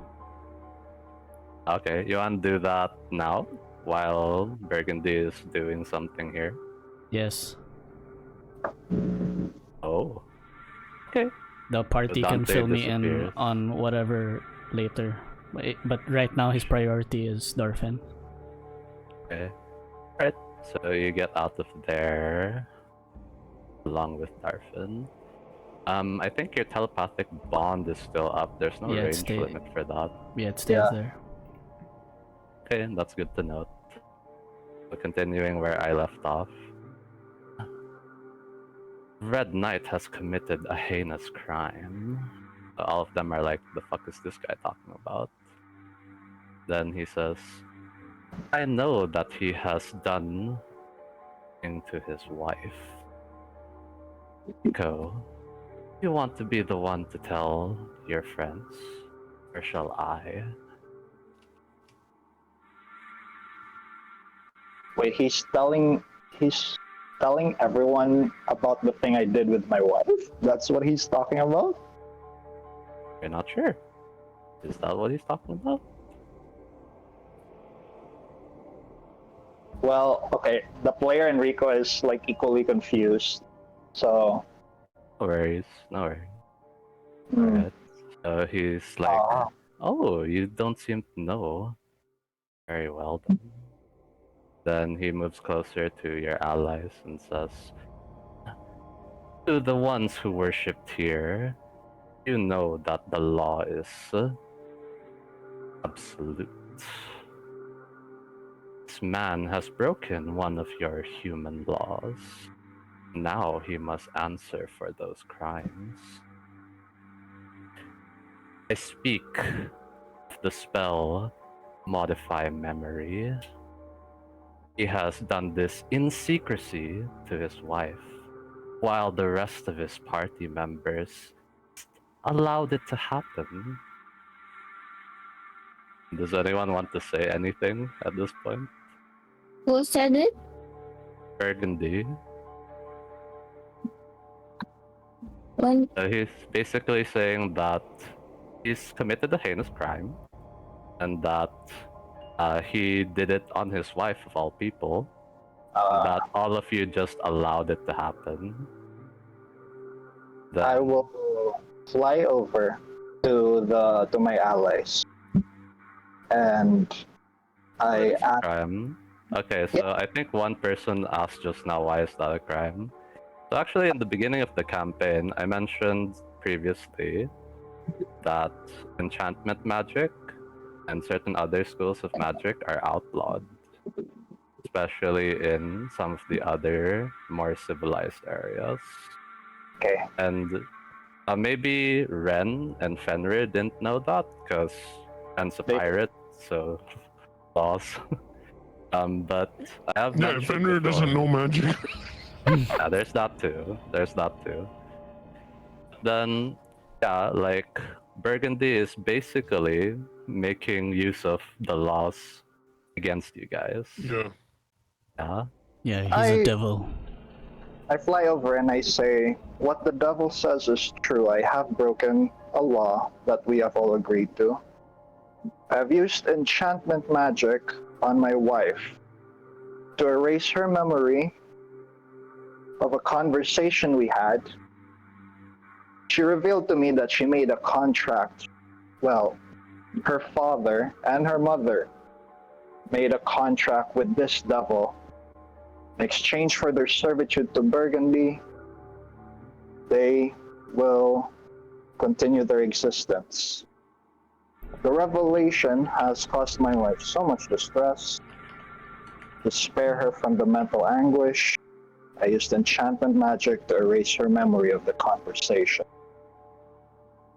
I understand that what I did was wrong, and I will answer to the laws that we all have set as men.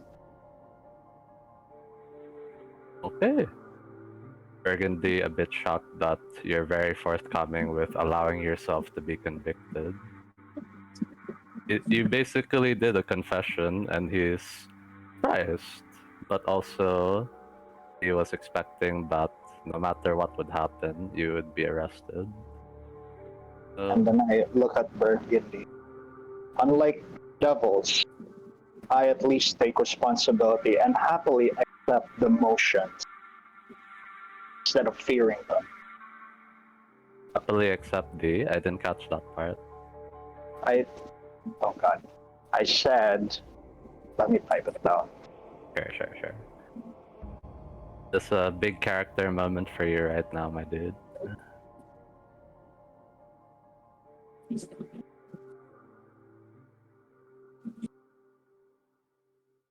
Actually, for Ren's case, I just realized right now, did we know if you're referring to him wiping away the memory of his wife? No, this is news to the three of you, Kayou, Okay. Fenrir, and Wren.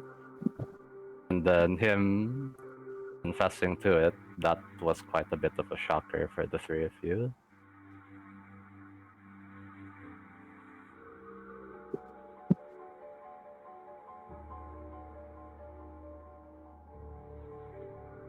In Burgundy, please. He's not a fool. Police. Why is he Devils like you, open? not only do I accept responsibilities for my sins, but I also welcome demotions without fear. Welcome demotions without fear. Okay. Right. Then he responds to you. Right, indeed. And unlike you, Rico, I don't pretend to be a god when you are in fact just a man. Alright. And with that said, your followers are at a bit of a loss. They heard your confession, and their faith seems to have been shaken from this. So definitely the Order of the Gauntlet, they are going to apprehend you, especially Joffrey Malcolm, who was all over this case back in the second session. He's saying stuff like, I can't believe you've done this, and stuff. The Harpers... Oh, I forgot to mention, Burgundy would have also mentioned that this was happening in Morrow Manor. So he's basically trying to say that Dante was an accomplice to this as well. So there you go. Wait, did Burgundy imply that all of us are accomplices to this? Basically, because he said all of you allowed this to happen, which is technically not false, but it's also not true. Is Rico gonna say anything about that? I'm gonna say that the three of you are completely unaware of that. Because I kept the three of you in the dark. And then I'd encourage the others to cast Zone of Truth on me to confirm it. They said that there will be a proper trial held in the place where the crimes were committed, so in Baldur's Gate. Why are we getting prison? You're not going to prison, it's just Rico that's going to Why? Oh no. Because he casted illegal magic. Casted illegal magic in a place where the laws have to be upheld. Yeah. First. So do I get to learn Burgundy's true name after he leaves? Okay, hold on. We'll get to that. So, first things first. I'm the realist. List. Harpers are a bit upset about Dante's involvement. So, they'll have a word with him some other time, because Dante's not here. I think someone would be communicating this to Dante. Dante, I want to confirm, are you in Morrow Manor? Yes. Oh, well, then that changes things. No one can communicate to you there. No. I'm not Yeah. in the. I'm in the actual Marrow, in the Casa Marrow in The Daggerford. real one. Yeah. The real one. Okay, gotcha. Okay, so someone could have telepathically informed you about this. Yep. Yeah. If that happens, Dante will then share that when Rico cast that spell, Rico was in another plane. That plane does not have rules against casting those spells. Although we were in, where were we? Baldur's Gate. We were in Baldur's Gate, but we were in the in Casamaro, the another plane. That is the loophole of that rule.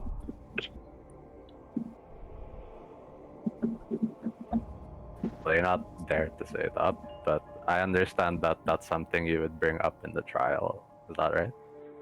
Yes, but you said that they're sharing that to him telepathically, right? So Dante can share his input as well. I mean, I understand that, but you're not the one who can say that here right now. Basically. Okay. So you say that to your party mates, but that's Yeah. Dante is prepared for a trial or whatever, so. But his mind right now is preoccupied with something else. understandable. So there you go. Harper's. Yeah, everyone's a bit surprised by that. The Emerald Enclave less so. They don't really concern themselves with laws. As far as they're concerned, it seemed like your heart was in the right place. But this is none of their business, so they can't force anything to happen. They just leave after they've defeated the last of the undead and demons, and there's no more negative energy plane pollution. Wren, your people, they knew that you're kind of a ruffian because of your pirate upbringing.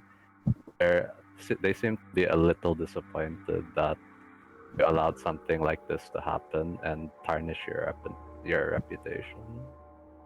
So that's something you notice from your people. Kayou, you have a lot of people here who have been to your concerts and stuff, and it seems to be that some opinions of you have shifted a little bit. Fenrir, on the other hand, mostly nothing has changed for you. You don't care about any of this shit. Yeah, I was just about typing like Mars followers don't give a shit.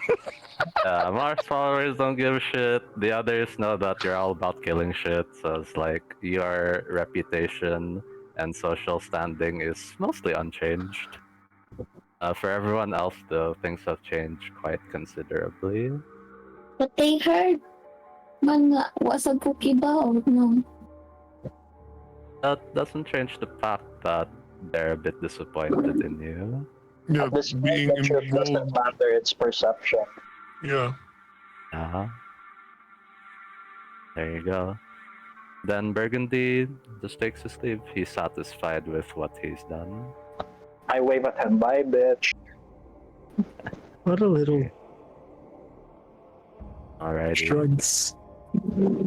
Okay, and then Rico, you want to cast your wish now, no? I wish to know the true name of the devil I have just spoken to, Burgundy, so I can exploit it in the future. Okay, I'm gonna check with you. Do you really want to cast that wish? Yes. Gonna ask one more time. Do you really want to cast that wish? Okay. Rico being a god as well and having a secret true name as well, what would Rico know about the dangers of discovering someone's true name? You're pretty sure people have tried doing this exact same thing in the past, Okay. and it didn't work out the way that the people wanted it to. Okay. So Rico is fully aware that there are ways to protect true names from getting easily discovered by a wish spell. Yes, you believe so, especially very powerful archdevils. Okay. Then I will not cast it because now the player understands. Okay. Problems. Alright, so you don't cast that. Now, we will be moving on to the trial phase. So, let's not spend too much time on this. I don't want to roleplay the whole thing, because it can take a while if we roleplay everything. I just have a question for the people who are not the directly accused. So the directly accused are two people. First one is Rico. The second one is Dante, because Dante is the one who casted the Mordenkainen's magnificent mansion. So in the eyes of the law, it seems that he was intentionally trying to protect Rico and the rest of you from prying eyes. During the trial, I would have, when I have a chance to explain myself, I would say also that it was not premeditated. It was a spur of the moment, and Dante didn't know until I told him. Crime of passion. This trial happens after Dante has the moment with Dorfin in Casamaro. Oh yeah, actually, let's do that first then, because you would have a moment with him. Okay. Okay. While in Casamaro, Thalia is there, and I imagine Thalia is also high level and shit. I don't know if she would take any cleric levels or be high enough. Yeah. But Dante's not going to try to revive Darfin yet. He wants to try to speak with him first.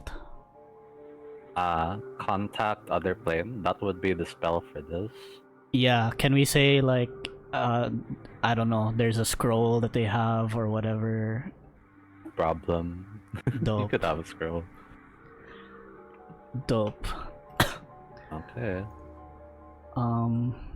So what's the scene contact here, other DM? plane. Okay, we can say because it's Maro Manor. You can be in whichever room you want, although I suppose you would choose the library. Yes. Okay, so you're at the library. You cast your contact other plane spell. You're pretty certain Darfin would end up in the plane where the elves go once their souls have passed on. Right. So you contact him in that plane. Let's bring up the spell so that we know what can be done here. Spell contact. Dante's doing the exact same thing Darfin did in season 1.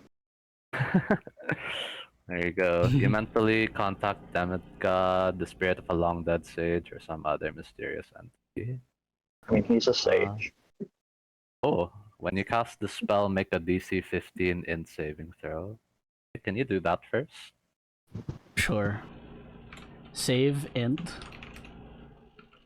I forgot there's a thing that has to be done first. You have advantage on this. Wait. Magical effect. Technically, this is a magical effect. Go ahead. Dope. 19. There you go. That makes it. Dope. Okay, so you're able to talk to him. And then, on a successful save, you can ask the entity up to 5 questions.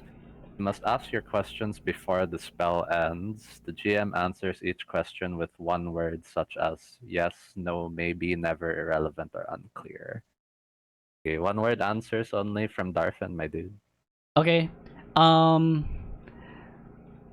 It's 5 questions, but Dante can say sentences before he asks his question, right? Kind of like because to Dante, he's also preparing this as kind of like a closure thing. Like, sure. Okay, cool. Shit, man. Shit. Take your time. I'm sure you would have thought about this before you cast the spell, so take your time. Dope. First, Dante will ask 5 questions. Dante will ask.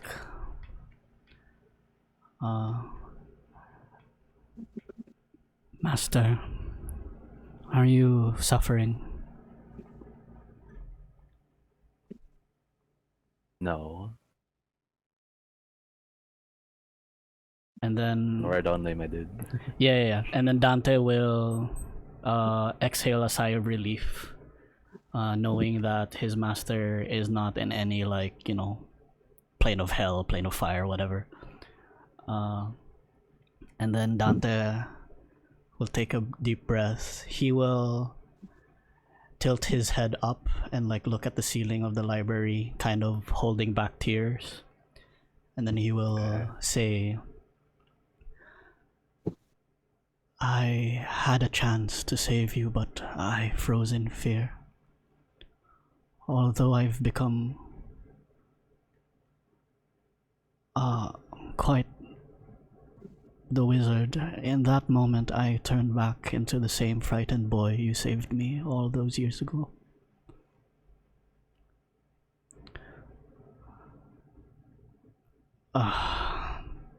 For most of my life, even before I met you, I have tried to follow in your footsteps. And in the past few years that we have known each other, you have grown to be like a father in my eyes. Was I like a son to you?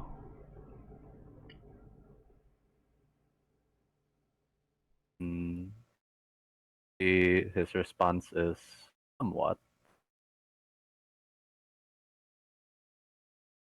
I am who I am today. I am alive today because of you. Do you wish to be alive again?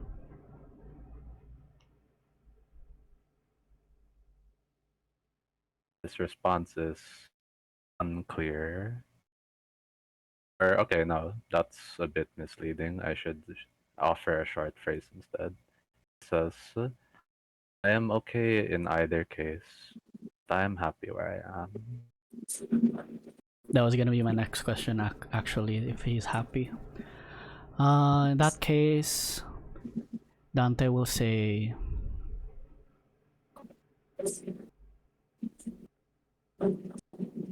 I think that you deserve your rest, and I am truly grateful for what you have done for me, for my friends, and for this realm. Your passing will be my greatest sorrow, but I hope your happiness will be lasting for you.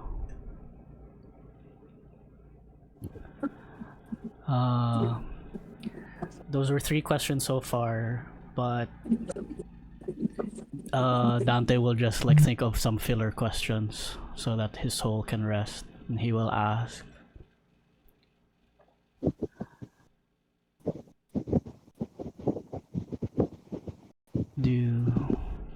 he will ask, what's your favorite school of magic, Master? Oh, wow. Okay. He is going to say conjuration. And then Dante will ask his final question. He will ask,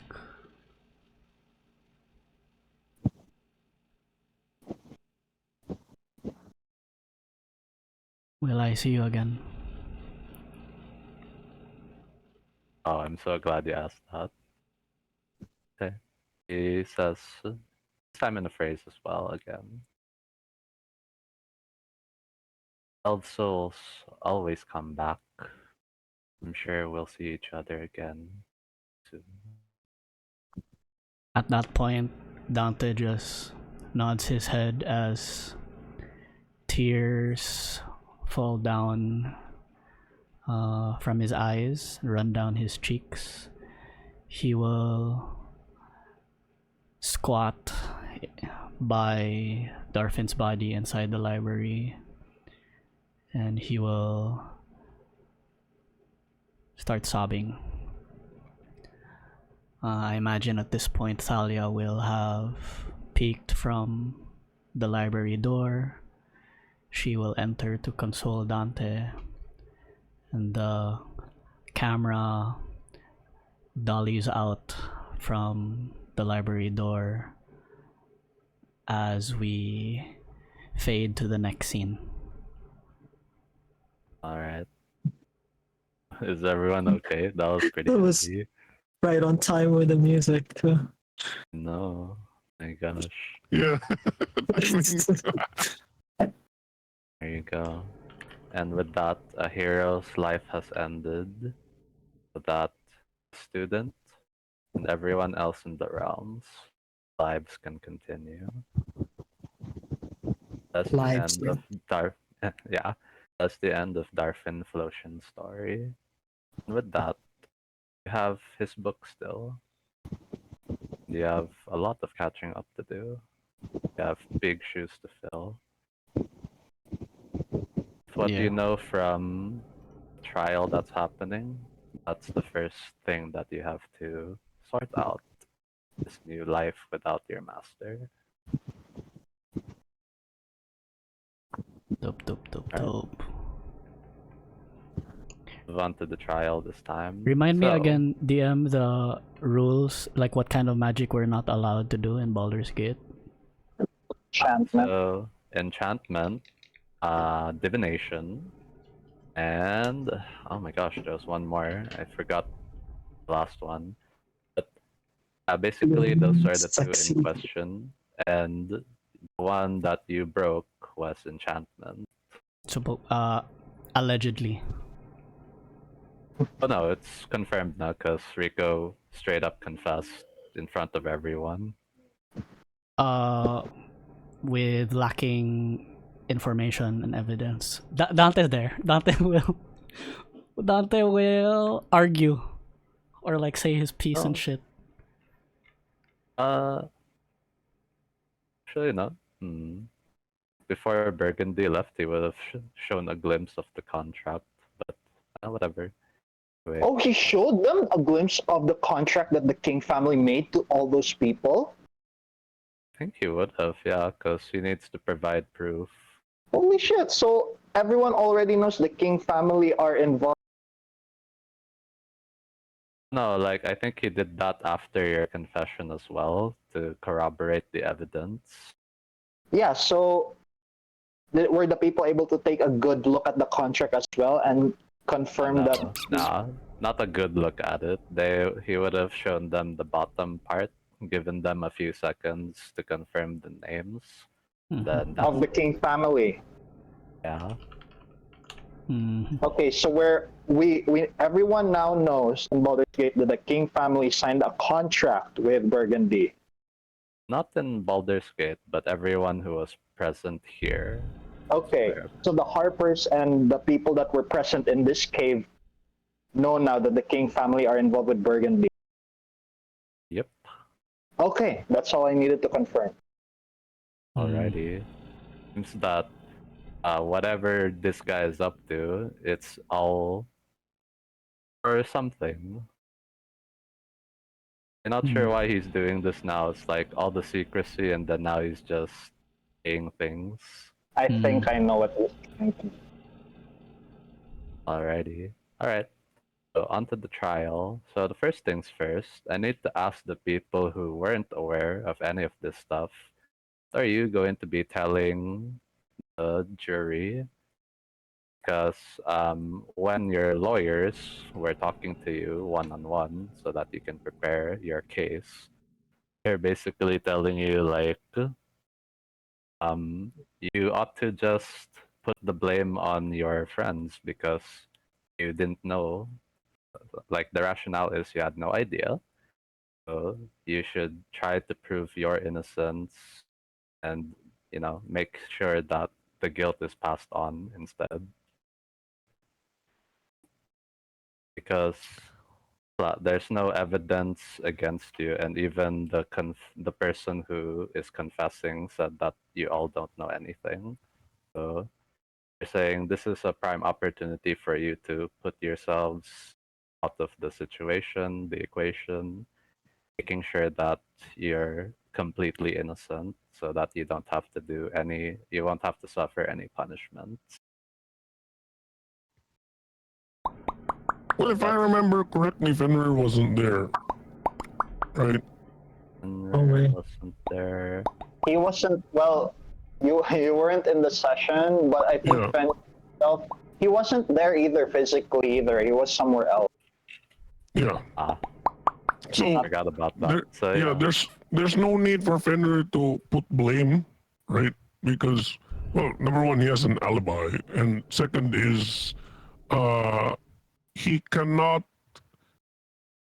attest to something he doesn't know about. That's true. I forgot that Fenrir wasn't there, guy. So you're actually not part of this trial then. There you go. I'll Can you be just there? watch. I'm a spectator. Yeah, be there for moral support, you know. Yeah. Okay. Yeah, there you go. Kayou and Wren na lang then. So the two of you can basically throw your friends under the bus. That's what this lawyer is trying to tell you. If you want to completely make yourselves like not suffer any consequences. I can't. Thing is, Kayou would do it, but Kayou's also not completely innocent because Rico was pretty forthcoming, saying that hey, we could use your help, getting into the minds of people. You know, I know they didn't eventually do it, but No one's brought that up yet. yeah, though. yeah. So that's why you're in the So, clear. because like I was thinking Kayou will bring that up, that oh, they like totally it's their fault. I didn't do anything. They even hired me to do it, but that's basically admission of something that I agreed to it. So yeah, I think Kayou will listen to the lawyer and try to convince people that yeah, I'm totally I totally didn't know, like I'm a victim in this as well. Okay. Yeah, I trusted them to follow the law. No, I'm not gonna go Oh that wow! far. Oh wow! All right. Yeah. Okay. Basically, tell them that I was also a victim of this. Okay. By the way, quick note: this is happening one by one, so each lawyer is talking to each of you one by one. So Each of four us have lawyers. individual lawyers. Yeah, and all of you are like talking in different rooms, unless Dante and Rico want to have the same lawyer. Mm, But mm, in Kayou's case and Ren's case, it would be different each. Yeah. we can have the same lawyer, I think. Or The if same, we yeah. have individual lawyers, we can all four of us can be in the same room Yeah, planning. coordinate. The two people who are considered like quote unquote witnesses, so that's Kayou and Ren.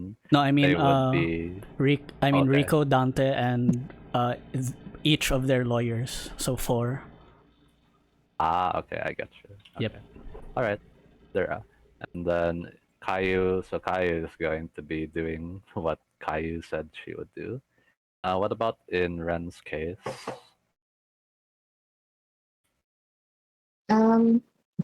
Wren would say she also didn't know, but she would not like put her friends under the bus. Again, can you repeat that? Mm, Sorry, I got distracted by Judge. Wren would say she also didn't know, but she would not put her friends under the bus. Okay, you would have to say something though once you're on the pedestal. So what would so the lawyer's basically saying like you can't just keep quiet when you're up there. You're going to have to say your case and say what happened. Wren is iba ba siya yung mga adelaw? Kan pa ko nga na adelaw. Oh, I've said several times throughout the campaign that there are laws in place against magic. Because if not, then everyone would just do whatever they wanted to do. thinking Yeah. Wren would call her mother and ask what she should do. Do you have a way of calling her? I don't. Sending. Okay. We're allowed one phone call. Allowed.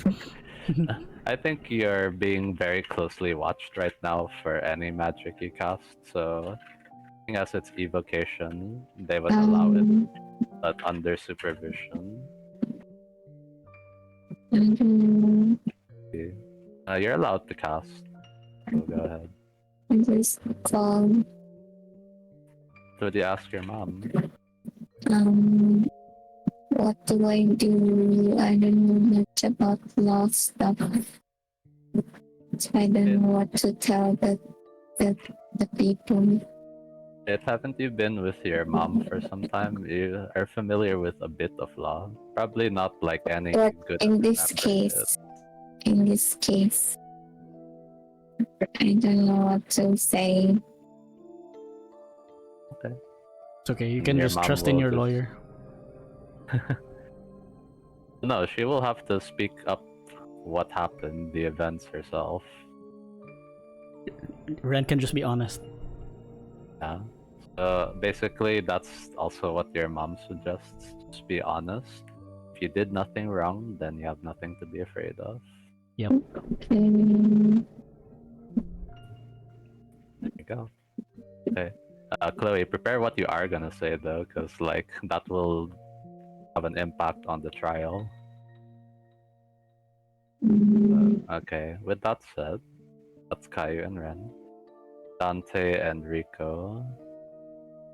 Your lawyers are fighting an uphill battle because Rico has already confessed, and then in Dante's case, so you say the argument you're putting forward now, like, you're in a different plane, and so the laws don't apply there.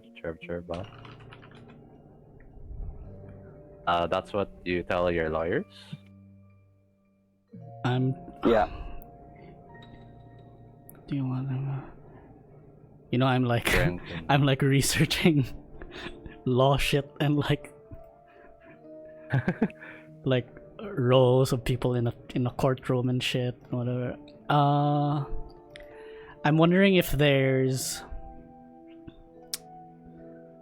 a way for Rico to recant or rephrase his confession because he was not lawyered up at that time. Didn't know his rights. Oh, he did. I mean, maybe he knew his rights and decided to do that anyway, but then it's kind of besides the point. What he said was already said, and no, of the witnesses, there were many witnesses. Oh, There's no- technically, if he wasn't read his Miranda rights, Yeah, he yeah. can't use- Yeah. Hey guys, we're not following America. I'm just joking. Yeah. We're following fictional Mm. fantasy laws. But you know, I want to add this also, DM, that the whole time Rico is very cooperative. He's not resisting, and I feel like every person in that cave when he witnessed are fully aware of what Rico's capable of and could have just like fought his way out anytime. But hopefully, like me cooperating and behaving the entire time is like helping with my case. You know, like. Yeah, definitely. So the lawyers are agreeing that you standing down and not using your godly power to fight your way out is definitely helping. But at the same time, jail Okay. time is guaranteed now. Okay. Because of the Here, confession. DM. Shit. A general criminal law principle known as corpus delicti rule provides that a confession standing alone isn't enough for a conviction. With its design of preventing wrongful convictions, the rule implicitly acknowledges the phenomenon of false I have confessions. to stop you right there. Because, like, we're not gonna use real world laws, okay, guys? I'm not smart enough to. Yeah, implement okay. that I'm just properly. saying that there still needs to be evidence, right? And there still needs to be like even further things that prove that what Rico did was illegal, right? So there should still be a chance to turn it around during the trial. We shall see. It will depend on how you guys present your case. Sure. And, So how the prosecution prosecutes too. sure. I have a question for the DM, and then I also would like to know Dante's advice on this, because Rico will tell you guys that Rico seems to have a guess at what Burgundy is going at here. Like, this may seem silly that he's using the log, but I feel like he's engineering a situation that will push me back into a corner. I go to jail. I mean, jails can't hold me, but even so, whatever I do, it will jeopardize or risk the very existence of my wife and child.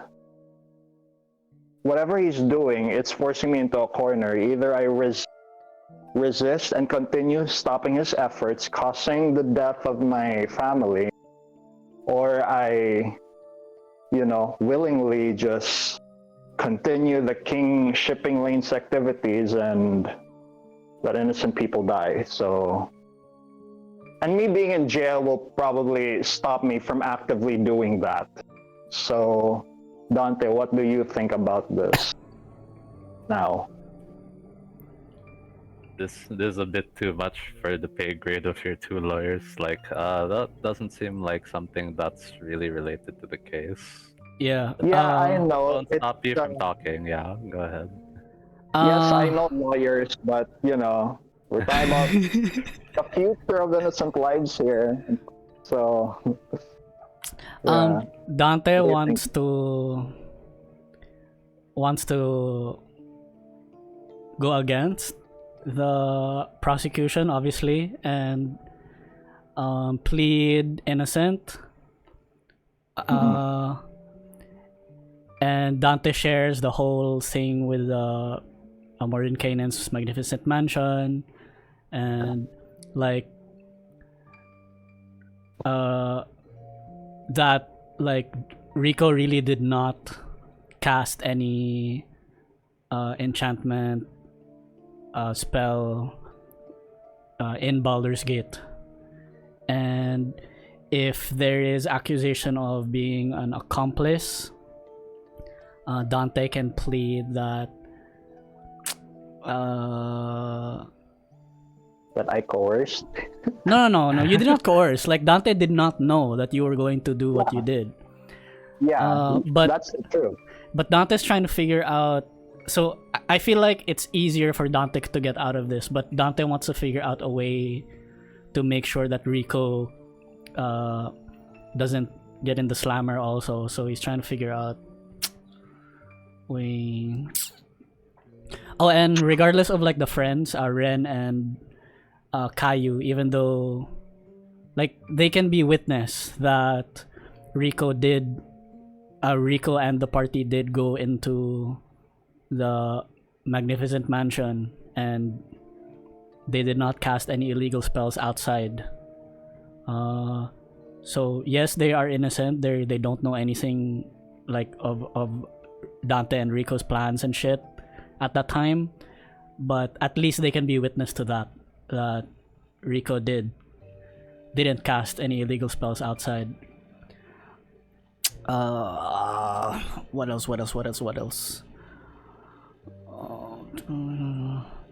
Okay.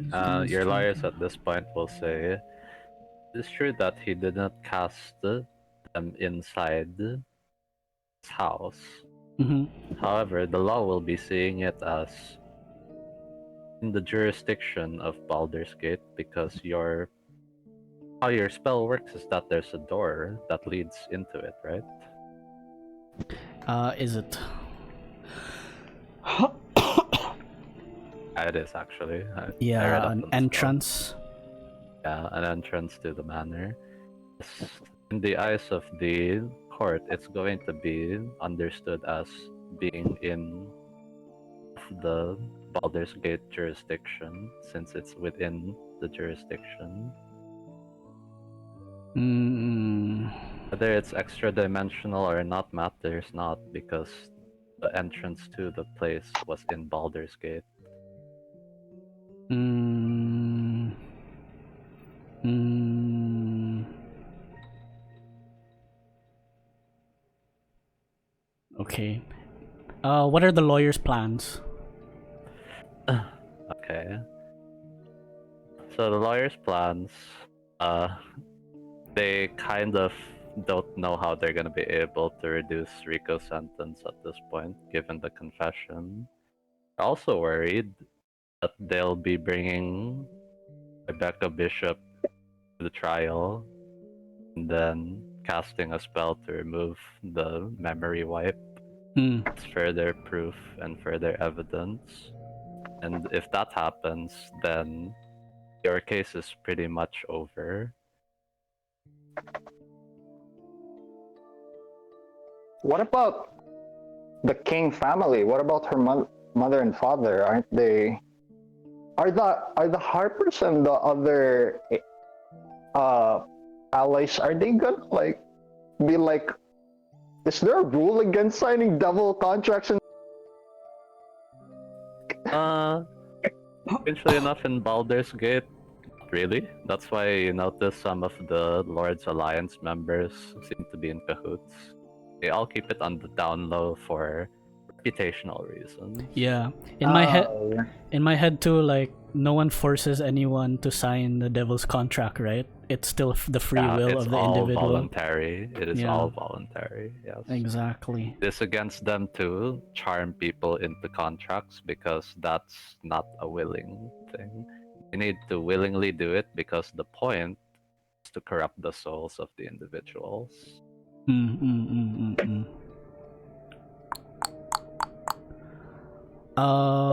When Dante was charmed in what was it, season 1, season 2? Season 1. Where was that? That was not in Baldur's. Baldur's. It was technically in the river Chionthar, which is, I don't know if that would be considered part of Baldur's Gate. I'll say it is. And like they were actual criminals, like Tanya and the gang. They were actual criminals. Right, and Burgundy can just separate himself from their actions, right? Could. So we don't have leverage to use against Burgundy in that case.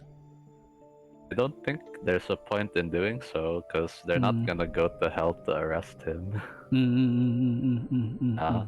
So now it's really just a like matter of... So Burgundy's not even in this trial or in this picture or whatever. It's just a matter of us versus Baldur's Gate, right? The law. The city of Baldur's Gate and their laws. There's no I don't want to say leeway, but for lack of better term, like leeway or immunity that we can get because we, I don't know, fucking save the world. Yeah. The lawyers are saying, although you did that, you're not above the law. I think that your how do I say, your sentences will definitely be reduced in light of that fact. But if we were going to allow anyone who saved anyone to break the law just because they saved people, and Can And how long there would those years be? And how many years would I be sentenced exactly? Is it a decade or? They're hoping to reduce the sentence to less than 20 years, and if at the best case scenario, less than 10. Is there a way to create an agreement with the good city of Baldur's Gate and Dante and Rico that we just never step foot in Baldur's Gate ever again? Yeah, we get exiled. It's not how the law works. I mean, it could be, but then, like, I don't think so. The lawyers don't think that's gonna be happening.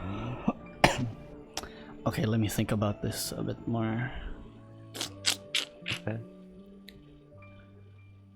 In 5 minutes, though, we're gonna have to go to the trial itself because it's almost 2.5 hours. Time check, it's 11:26.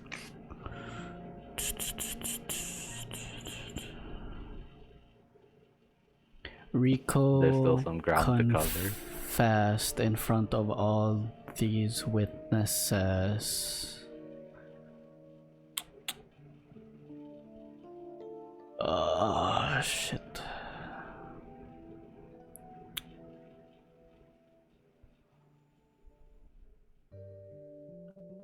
Just to be clear though, no matter what happens in this trial, definitely everybody's reputation has been tarnished in some way. Yeah. Except for Fenrir. Fenrir doesn't care. Doesn't give a shit. Yeah. I think one thing their lawyers can say is like, there have been countless acts of selflessness, right, and like saving the world and everything, and this is just one act for personal reasons and gain. Does it not like No, they balance definitely get itself that. out? Lawyers definitely get that. From a standpoint of like the greater good, all of you have done great good. But the city is in a tough position because they have to uphold the law, right? You can't just allow things to happen. So that's what's happening. So Burgundy is basically forcing the hands of the people of the law. Can we come up with an agreement that instead of being behind bars, we serve our sentences as protectors of Baldur's Gate and by extension Faerun as well? Yeah. The lawyers say, could certainly try, but usual punishment for this is death. You're lucky that you're going to prison at all. What if we make a pact with Baldur's Gate to be sent to any dangerous mission, which could result in death? Like a suicide squad? Yeah. Oh my gosh. You guys. Hi, Mika. They're going through a trial right now. Hi, everyone. Mika, you want to be our lawyer? You want to be Dante's lawyer? Huh? Rico and Dante are arrested. I don't. Something I so just came out from work. What's happening? so stupid. It's so fucking. We saved the world and we're being charged for crimes. What kind? Just any crime, heinous crime. Oh my god. Anyway, There you okay. Padayon. No, but yeah, Rico's not joking. Like, why don't Baldur's Gate just like have me do dangerous missions that could result in grievous death? Like, that sounds fair, I guess. While I serve my sentence. Dante's like, also Dante knows that he most likely will get a lesser sentence than Rico, if not walk freely. Part of him wants to. Well, I don't know if you know that for sure, but but you part do of things right. part of him wants to be okay with that route as well, because if Rico really is going to jail, like someone's gonna have to like take care of what's Rico's son's name again? Roy? Rebel yeah. Bishop. Rebel. And also Dante doesn't Rebel wanna Bishop. doesn't wanna leave Thalia. Also, so There you go. Yeah. Burgundy is making use of this one moment that happened a few sessions ago. Uh-huh. Now you understand why I said that I'm so proud of you and so disappointed at the same time. You gave and you gave us the worst punishment, going through a trial in All right. I Right, don't it's think I have. already Yeah. 2 hours 30 minutes. I'll have to move things along. So trial time now. Sorry, huh? I have to move things along. Hmm. So trial time. First the witnesses. So Kayou and Wren. So maybe we can start with Chloe so that she can get this off her chest. What are you gonna tell the jury and the judge?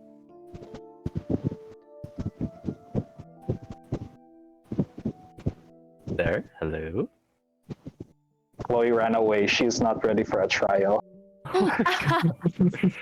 Okay, I think Chloe is away right now, so Kayou instead. Yes. Witness to the stand. As witness, right? Or are they? Do I need to Uh, like justify to you. myself It's up first? to you. It's up to you. First is you. Okay. So, before you got called up, the first thing was like they say what the events were as told by the prosecution. Yes. No, you guys came into Baldur's Gate.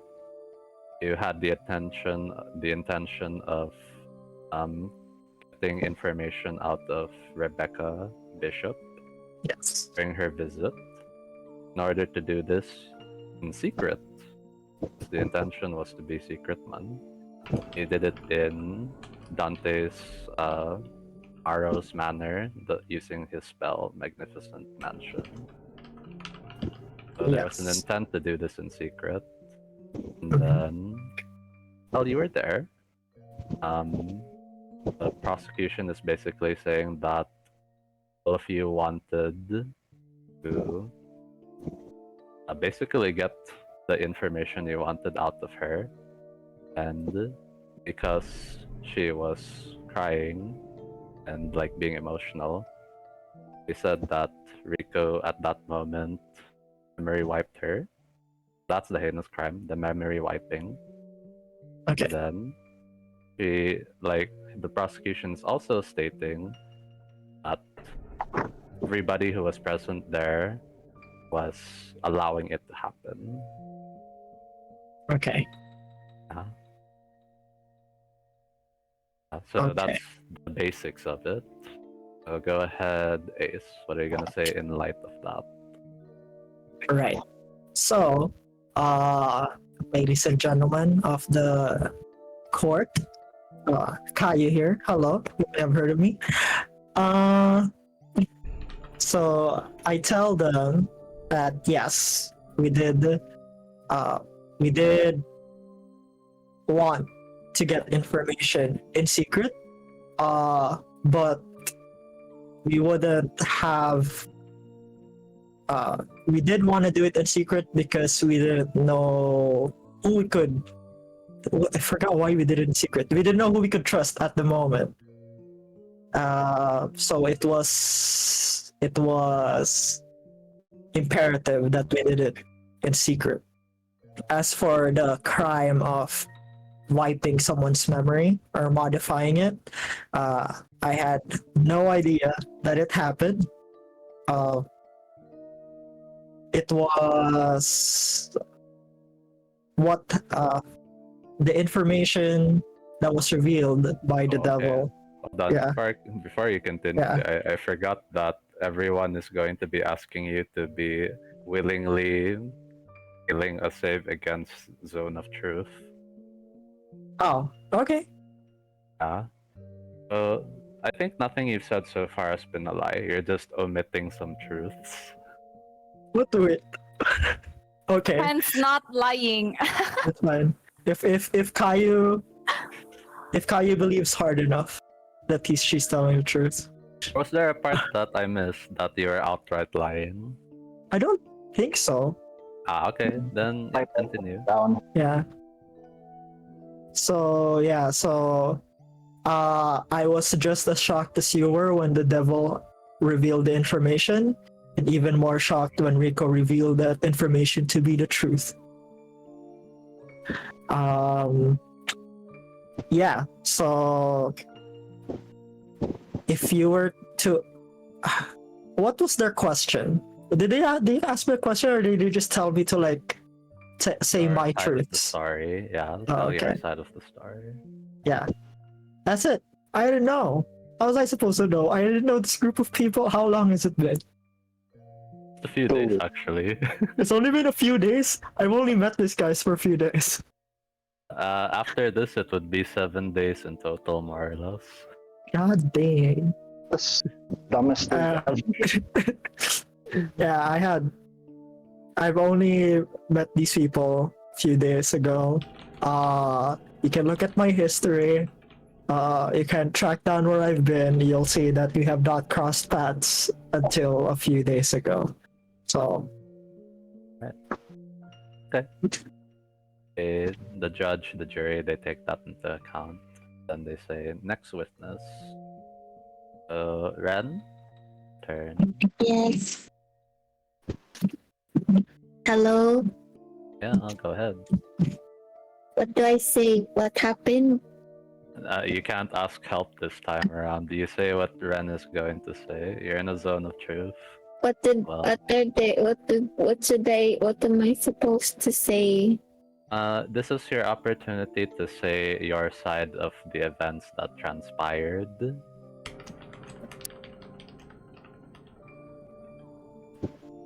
That time I was playing with Ronin. Rebel. Ronan. Rebel joke. Rebel. Rebel day. Everyone's gonna get your son's name wrong, my dude. I was playing with Rebel. There you go. Is that all you say? Oh, I just found out now. I didn't know that these things were happening. I'm sorry, I'm not very in with the times. Gosh. There you go. Wren is a wallflower. Yeah, so, okay. And then, I go my own way. alright. If that's all you're gonna say, then the judge and the jury are like, oh, okay, that's enough then. Oh, but please consider that Rico, from what I heard, he did it like for like to not hurt his wife's feelings. You know, cause it's sad when your loved one is sad. I think that's what Rico said. Was that what we? Okay. Can't ask him that. You're on the witness stand, so there you go. Okay. There you go. That is Wren's side of the events. Okay. Dang, some That's strict it. soon. Ren mumbles on her way out of the zone. Some stricken rules. Yeah, DM. imagine you having to take care of trials like this yourself as queen. Hindi na lang ako mag-queen eh. DM. Yeah? These rules, but are they on the Baldur's Gate like page, or is this Oh no, you won't be able to find it. It says some stuff along the lines of the rules are very difficult to understand. It seems to be in favor of the ruling party. Yeah. Yada yada yada. Something about like Yeah. those who live in the outer walls are given less consideration than the ones living inside. Yeah, you feel that the laws are kind of stacked against you. Mm. So I can fuck off. Hmm. Okay, now they'll say the defendant may put their case forward, or the defendants rather. We go together? Who goes first? You. Rico can go and then Dante, or Dante can go and then Rico.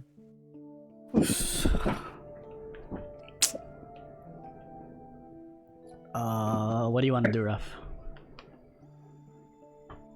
Okay, me as the player, and I feel like Rico as well.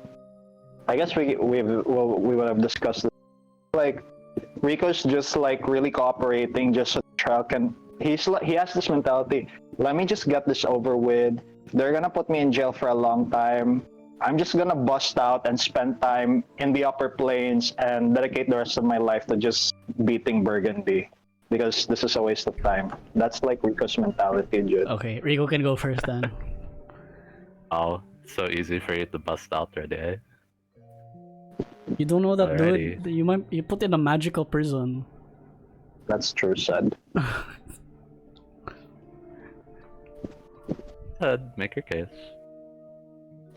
So, Rico goes to the stand and he willingly fails the zone of truth and said, "Yes, I have casted Modify Memory on my wife, Rebecca King, because she confessed to me that she and her family are trapped in a devil contract by Burgundy. The contract states that using their family's resources, they will do various operations that will further Burgundy's cause. Otherwise, the contract that they promise will be null and void, and the King family will lose everything that they have gained ever since they served Burgundy. That is what my wife confessed to me. And she was in distress and filled with fear over her future and my son's future. I did not know what to do, how to comfort her, except to erase her memories of that conversation. I did that believing that I could spare my wife from pain. It was a moment of weakness, and I will take responsibility for it. Okay. The prosecution is really pleased to hear that. So, okay. Is that your turn talking about the events, Rico? I will... Yes. Okay. Alright. That's Rico's side. And then lastly, Dante's side. DM, right now we're pleading to the jury, or No, this is presenting your case right now. so there'll still Or be a more moment like- where prosecutor will ask us questions, but the defendant will ask us questions also. Also, maybe Oh my also God, the witnesses and shit. Be clear how going this isn't following like American law system. We're gonna Okay. do things a bit differently, okay?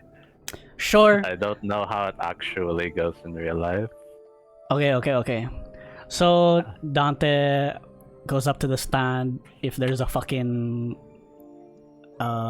oh no, it's just zone of truth. Okay, he willingly fails the zone of truth, and then he will say, bruh, my name is Dante Juan Teves Maro, and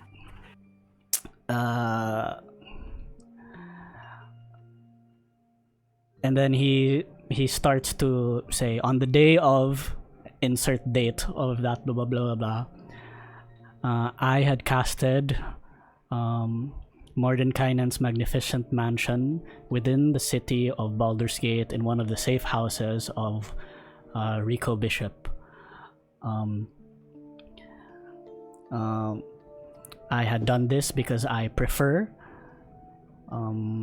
resting in a dwelling that is familiar to myself. I had no knowledge that Rico Bishop would be casting a spell, an enchantment spell within this dwelling, and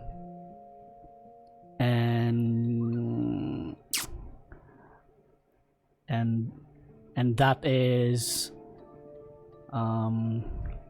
the truth. And then if he is allowed, if Dante is allowed, he would like to confirm how the law sees the whole Mordenkainen's Magnificent Mansion spell thing with the whole like because the entrance is part of Baldur's Gate, its jurisdiction extends to inside the dwelling, or does it stop at the entrance? They will see it that way, that it is part of their jurisdiction, because not only is the entrance there, but after the entrance, it's also... Now, if you open it, it's connected to Baldur's Gate. So they say, they're effectively saying that if you create land in there, then they will take ownership of it because now it's connected inside. Otherwise, then everyone could just create an extra dimensional plane inside and do And any break rules nasty and deed shit. they want. Okay. Yeah. I mean, this would be favorable for you if you weren't the ones committing it. But since you are the ones, that's a bit different.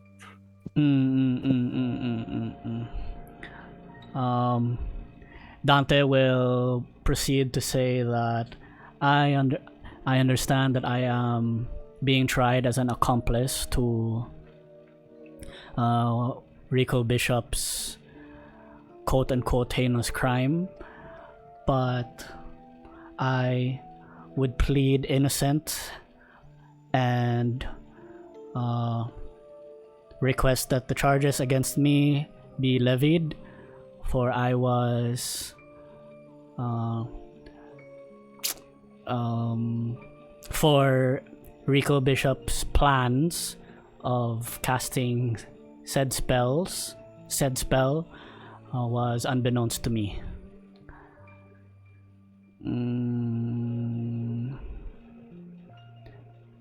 Yes, and at this point, Dante will also mention that to further... Wait, hold on. You're in the zone of truth. Yeah. Think about this. I think there haven't was a said part- anything that was a lie yet. True? Hold on, let me think about this. Unbeknownst to you. Rico didn't tell Only me that he wanted- planned to cast modify memory on his wife. Rico, That is true. I never made any. This was not premeditated. This was yeah, a spur of the moment. I'm going backwards a bit. It was the part where you said you only casted the Mordenkainen spell because you wanted a comfy place to stay. Which is also Yes. true. That is true.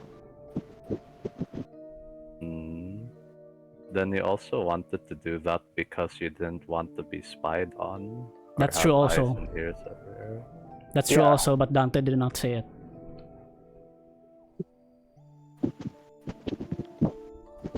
Yeah, and the jury would not know that because it's not declared. It's not submitted for evidence. Therefore, is unadmissible. But actually, Kayou said that earlier.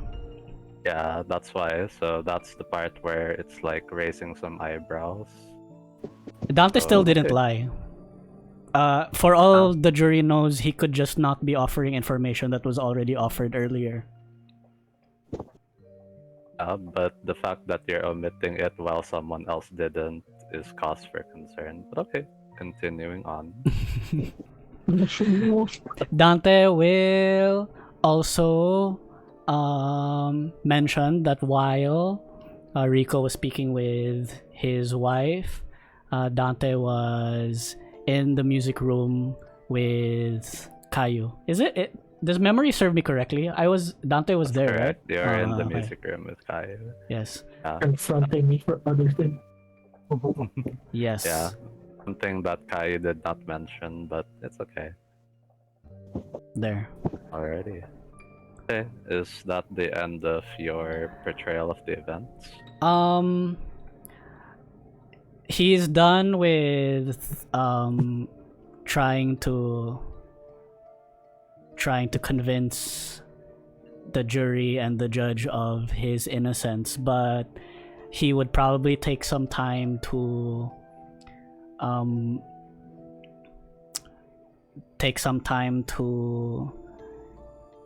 share in what he feels to be kind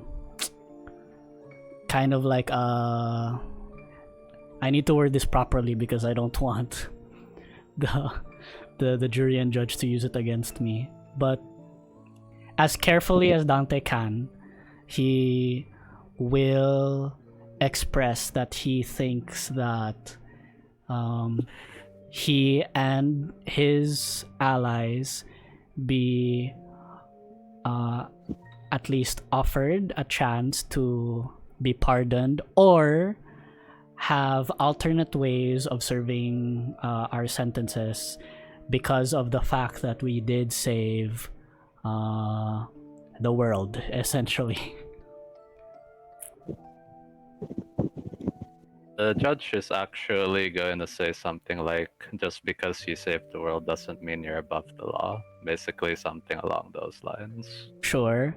And then above game DM, Yeah. how much time has passed between Fight with Orcas. and the trial?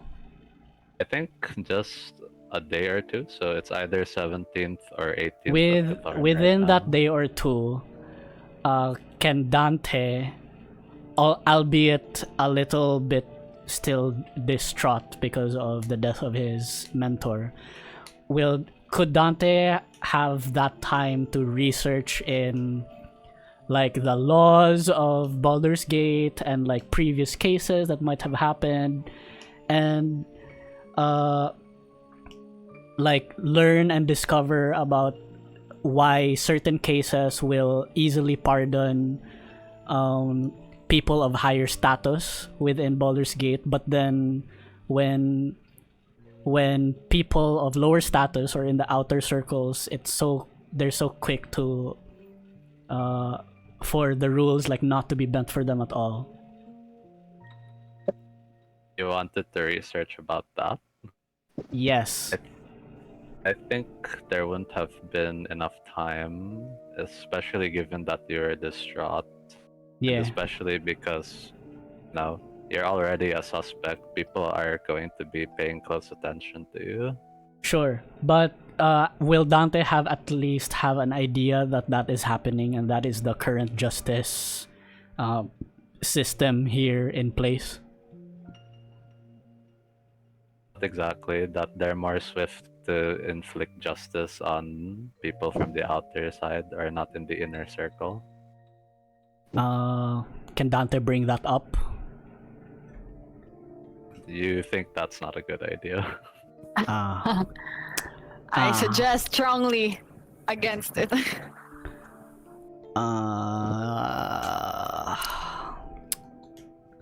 they have a lawyer? Our lawyers are useless. They're doing their best, but they can't They're a help. lawyer. It's not that they're useless. You guys have fucked yourselves over. I think at this point, like, Dante will finish up like a well-worded closing statement. Yeah. And end his time there. Okay. Alright. See, I'm gonna have to fast forward a bit because it's almost 12 now. We can't Okay. even play out the final scenes at this point. Okay, come on, go. Let's go. Yeah, let's move on, okay? So let's do that. So basically, So did I go to jail? What happened? Let's skip to me leaving prison after a decade or something. okay, so anyways, we're going to, first of all, the wife comes out at this point. So basically, the prosecutor asks more questions to try to get you all to slip up. Eventually, something slipped through the cracks because you guys gave very differing stories. And then basically, the smoking gun was Rebecca's memory coming back to her. One of the priests casted Remove Curse on her. And then that made her memory come back to her, her actual memory. And because of that, she started crying in the court. And yeah, because she's in the zone of truth, she couldn't lie about the fact that all of you brought her into the place, the intention of asking her about it. Yeah, that sort of thing. Rebel was being distracted by Wren and stuff, and so on. And she was also asked to produce the contract so that, they can see the proof of it. And there you go. At the end of the trial, what ends up happening is Dante will be under house arrest in Morrow Manor for a few years. I'd like to say 7 years of house arrest. How many? 7 years though. 7. Okay. Well, he's More gonna time come. to make babies. Yeah. I was gonna say that he was gonna come out like a big nerd, like just Yeah. studies the go. whole time. Kayou and Wren. Yeah, I think Rebecca's story would also make them be appealed, so nothing bad happens to Kayou and Wren. Rico is going to have his sentence served, but in light of events of saving the world and such, he won't be given the death penalty. Instead, he will be sent to the plane of Carceri, and over there you will be imprisoned. In the plane of Carceri, it is a prison that is very difficult to escape. So, you don't think it's gonna be as easy as I can just get out of jail anytime I want. But not hot inmates. Linc. Wait, Baldur's Gate has the resources to. Oh wait, they have wizards. Oh, dude. Alright. So you're gonna be sent to Carceri, and it's gonna be for 13 years. Damn. By that time, Oh my god, Rebel will be 18. Assuming he dies. Say what? No, I was gonna say Rebel would be an adult point, assuming he doesn't die in the intervening year. Yeah. Hindi pa malasan ang years because Rico saved it. He was did gonna get lessened. death penalty. He was This is gonna the get last death one. penaltied. Damn. There you go. Yeah. So that's what happens. Okay, I think because it's 12 now, I can start getting to some of the epilogue stuff here. So, okay. Keep things in order here. I think I'll start off with this first, so because this is pretty important. So let's go one by one. Dante. So in 7 years of being under house arrest, there wasn't much you could do except being at home. So you weren't able to do much of the Harper stuff anymore. Then on top of that, the Harpers were reluctant to bring you up to the high Harper position because of everything that happened. So there's that. You and Thalia have had kids, despite the fact that you're house arrested. Yeah, after sa 7 years na namin new baby, na 7 years old. There you go. 7 years old, like on the same year he's arrested. Probably not. Like, Probably not. Just There you go. kidding. Oh yeah, it's like this whole trial makes me horny. what the fuck? That's ridiculous, man. Hearing you get sentenced to house arrest did things to me. Okay, so that's a little bit of Dante's side. Fenrir, I don't know if you actually want to destroy Baldur's Gate. I mean, Joke.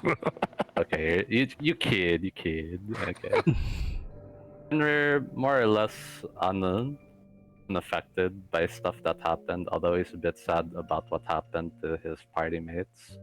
He spent his time with Malar, with Bianca, and getting more power, getting more challenges that are coming his way. And your story ends basically with you just like taking on bigger challenges but never quite ascending because you like the thrill of your life being on the line. So there you go. Kayou, your reputation, it actually went up. Then it's mixed in with some infamy. So people still attend your concerts and stuff, but then some people jeer at you and are like haters in the crowd and stuff. So there are a bit of like attempted murders here and there, but you know, you can handle yourself. Oh, nice. No such thing as bad publicity. Yeah. Guess not, but then you wish that it wasn't like this, more or less, because like it's, although you're more famous now, it's annoying to deal with, like all of these haters and stuff. However, some things happened to you while that was happening. It seems that because you weren't quite able to fulfill the other part of your contract, that you no longer have access to your other forms. No. There you go. Alright. In Wren's case, I'll circle back to Rico because you have some important things to happen at Rico. That's why you'll be last. Okay, so Wren's case, yes, you eventually become queen, and despite the fact that you're queen, though, it seems that your queendom is a bit divided because. Pwede di lang ko mag-queen? So you don't want to be queen? No. Okay, because of the events that happened, Wren decided to not be queen of the queendom. Mm. She's like, fuck that law stuff. Lagi? Uh, Her mother is a bit disappointed in that, but she also. No. She will be happy for me. Bitaw. You don't get to decide that. You're not your mom. Queen na lang ka, Klo niya. Mag-parliamentary ko na lang ka, Klo. Sige, Yeah. go. Oh, Okay, hold nga on. na. Do you be queen or not? Because your mom. Kana gingon ni Mika. Oh. Change the government. Oo. So, nanay prime Okay. minister. Okay, so you want to do that. In your attempts to do that, your people try to commit a mutiny, I guess, because they don't want Damn.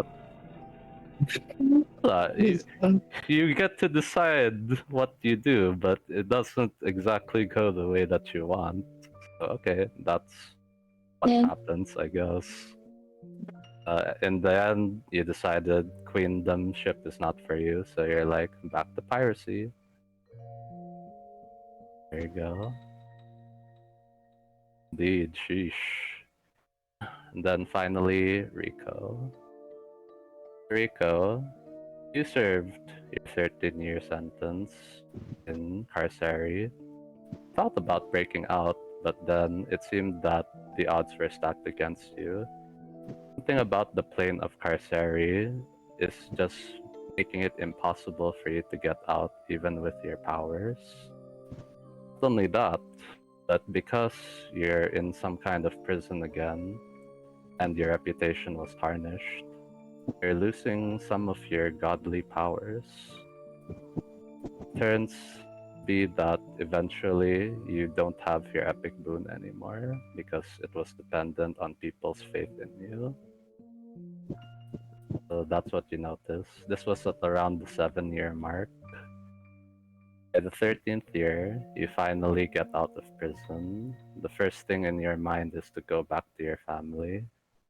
You have no idea what Becca thinks of you, and you have no idea what Revel must think of you.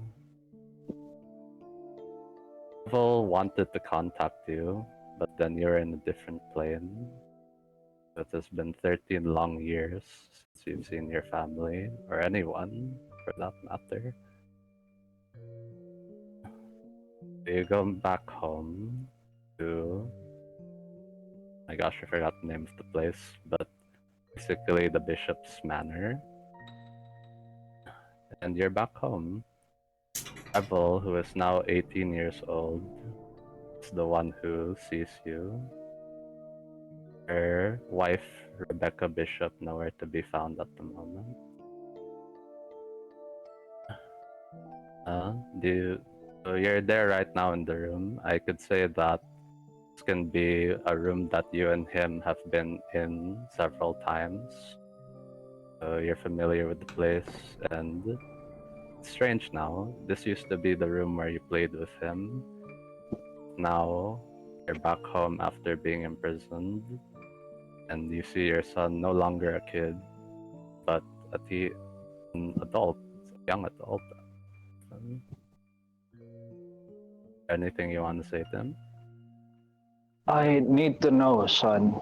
Did they ever get to tell you and explain to you why I was gone?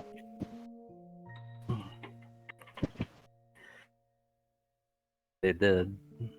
They said that you did something to mom, that you wiped away her memory because you didn't want her to feel pain.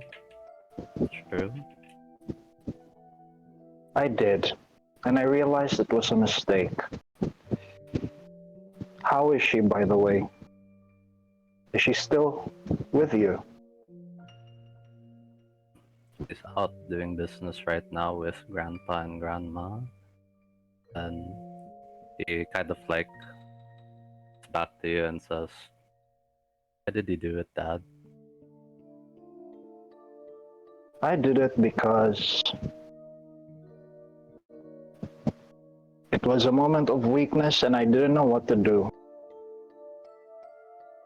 I thought if I could try, when I casted the wish spell, I thought I could try and free you from the contract, you and Mother, but I was afraid, and instead I decided that erasing her memory and dealing with it later would be best.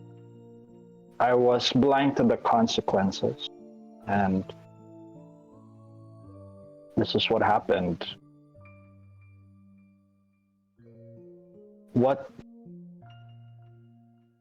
How do you feel, son? Are you angry at me? He says, I've been angry at you for a long time, Dad. I'm just disappointed now. Mm. Been waiting for you for 13 years to come back, and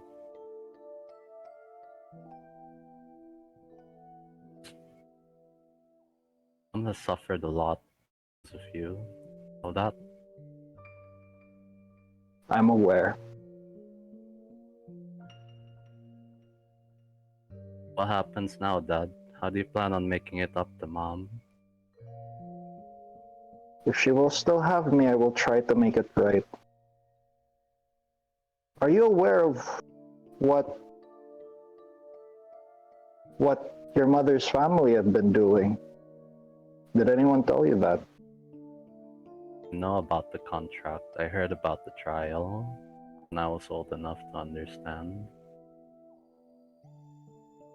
Dad, not answering the question, what's your plan to make things right? I will do what I can to make things right with your mother. But I still can't stand by and let the King family continue to hurt innocent people serving Burgundy. Is that the answer you wanted to hear? He shakes his head. It's not a plan, Dad. Just hoping for the best. Again. Making the same mistakes again. What would you want me really to do? furious. Like, his arms are like clenched and shit. What would you want me to do then? That's about it. And he says, don't think there's anything you can do, Dad. You've done so much harm to me, to Mom, to our family.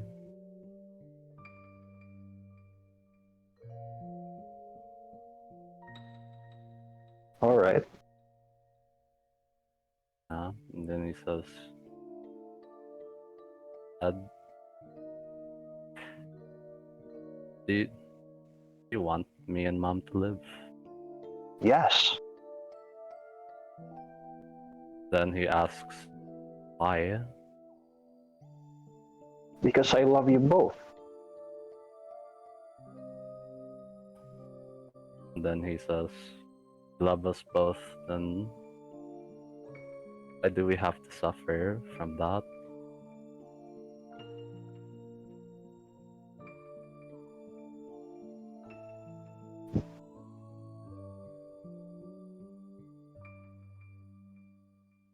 It was not my intention. But then again, I did it anyway. Now, like I did with what I did with Mother, I will also take responsibility for what has happened to both of you again.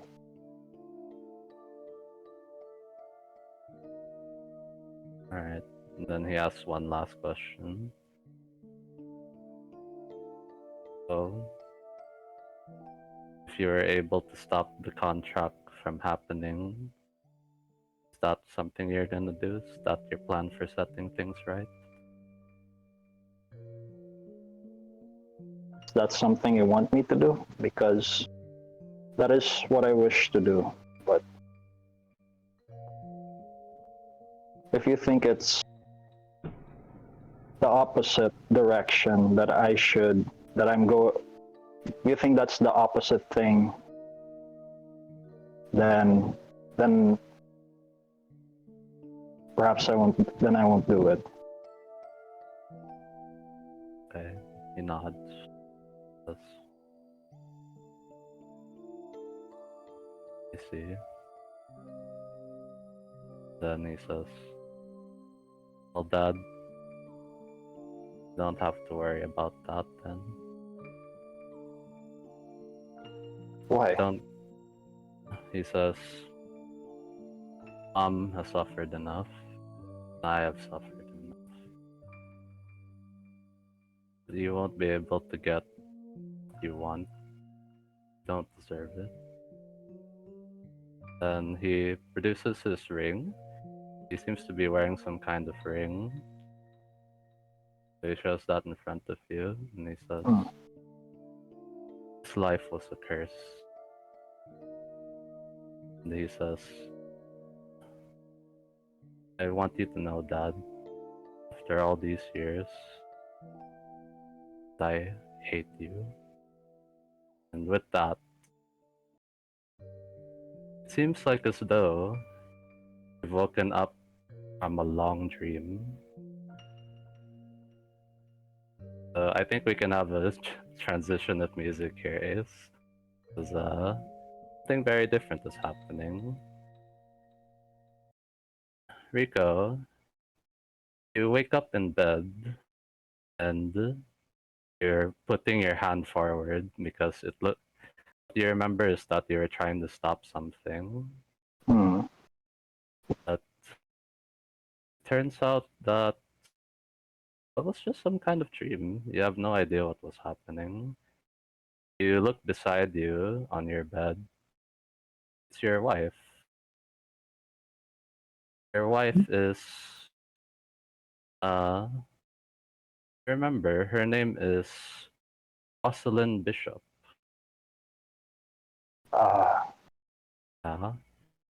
Then today is the day that you're supposed to be going to Wren's coronation.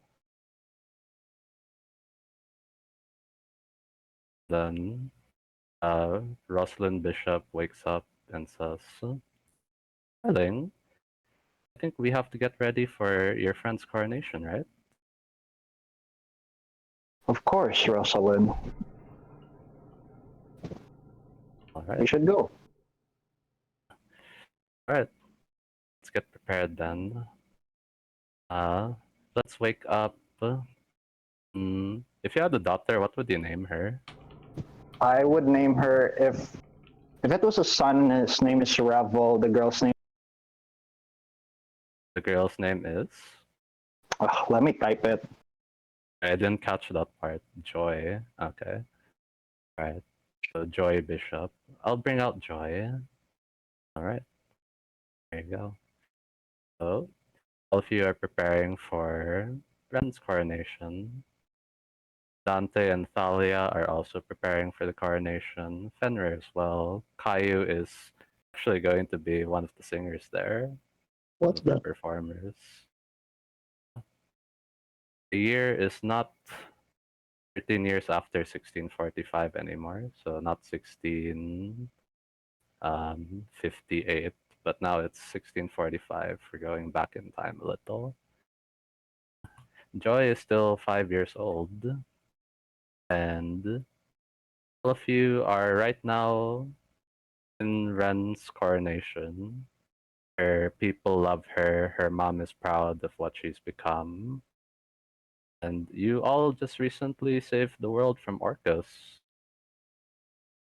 Strangely, with the help of a devil, you're not sure why he was there, but nonetheless, you're all able to save the world.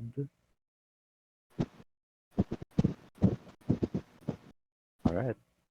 In this coronation, you all were like recounting the tales of what had happened. A few events different from what players remember. So, first things first, Dante never got kidnapped, never got his possession happening. Instead, he was caught up with some kind of syndicate, and he got out of it. He was a bit shaken from the experience, ended up having no trauma whatsoever. In Fenrir's case, like nothing much has changed for Fenrir. No matter where we are in the world, like his life is basically set in stone. In Kai's case, you didn't get your amulet from a devil. Instead, you just somehow found it. The only thing that remains is that your contract with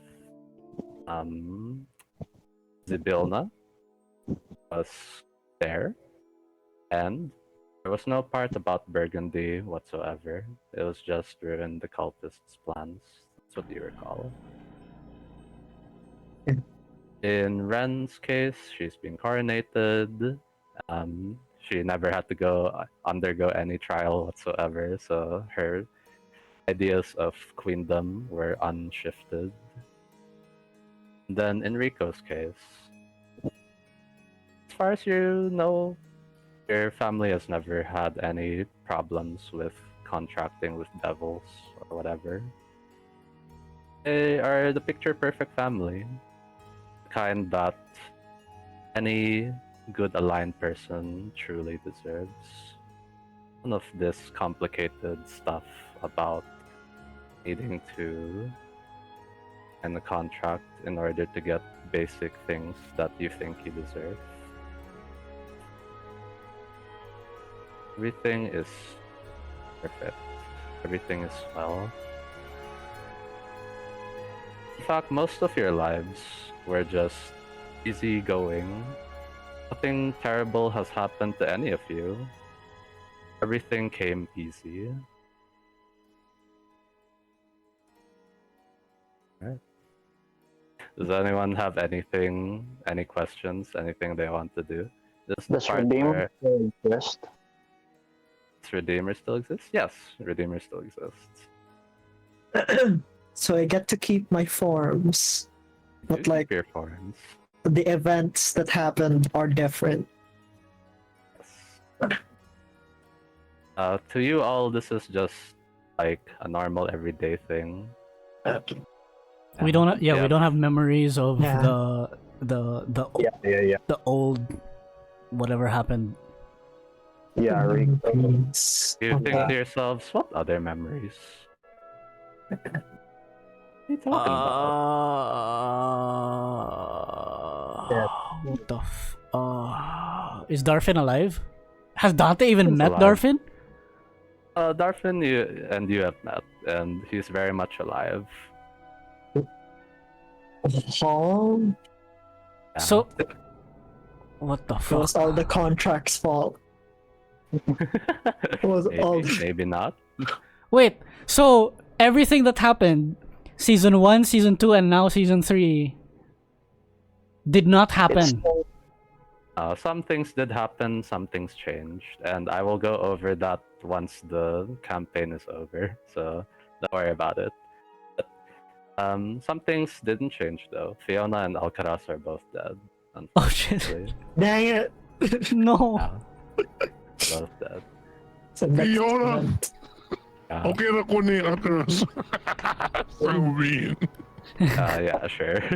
But Fiona is dead. She Next sacrificed point. her life so that the rest of you may continue on.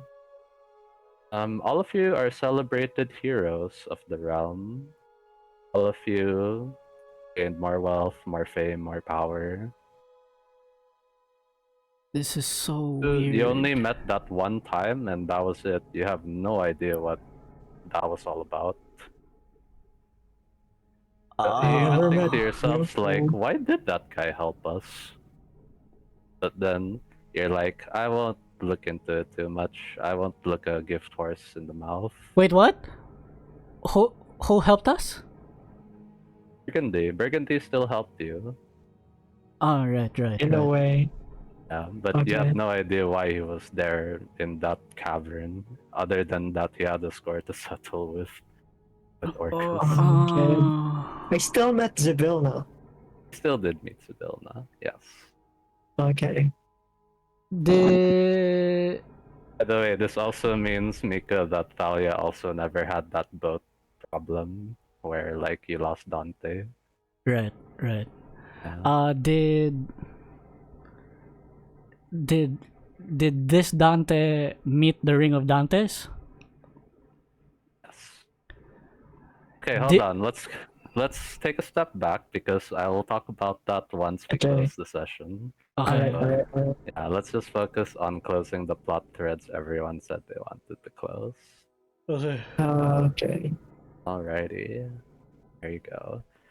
So, let's see. Yeah, I talked a bit about Fenrir spending time with Malar and stuff. That is completely unchanged, no matter which timeline it is. Fenrir is unchanged. Fenrir is unchanged because he is unaffected by all of this drama that you guys went through. So there you go. Kayou, you're attending all of your concerts, and there are still haters, but a lot less haters. So there's that. Haters gonna hate. Okay. Haters gonna hate, you know. Wren is now the queen of Aquamarina. Her people love her, even though she's got some, piracy background. So there's that. What else? What are the other events? Let me close all these notes that I don't use anymore. There. Dante. You didn't quite have the redemption that Wayne was looking for. Instead, you're just recognized. You're a high harper now. And on top of all that, your master is alive. Right. So, yeah, everything you ever wanted to happen has happened. You're a Right. fully realized person. Okay. Wait. Okay. Dante's happy about that, but Wayne's confused, has mixed feelings. Understandable. Alright. Following up, the followers of the Red Knight, previously in some other place, they were in shambles and stuff, but over here they are thriving. Their church has gotten a much bigger following after the events of the battle against Orcus. At this point, you can technically ascend whenever you want. But I believe you choose not to in order to continue using joy, that you may be a proper adult. As for the Mythalar dust, so I can give Rico the floor to talk about the Mythalar dust. So that still happened. I gathered the team after the celebrations and I told them, in order to secure our victory, I made a grievous error.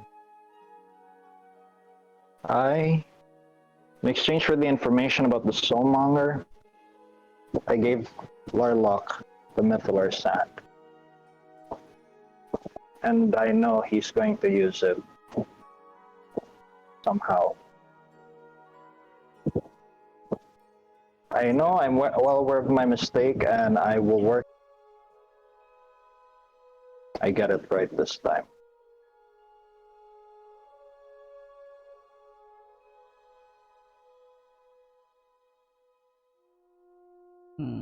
Okay. Does anyone have anything to say about that? Does that mean we go?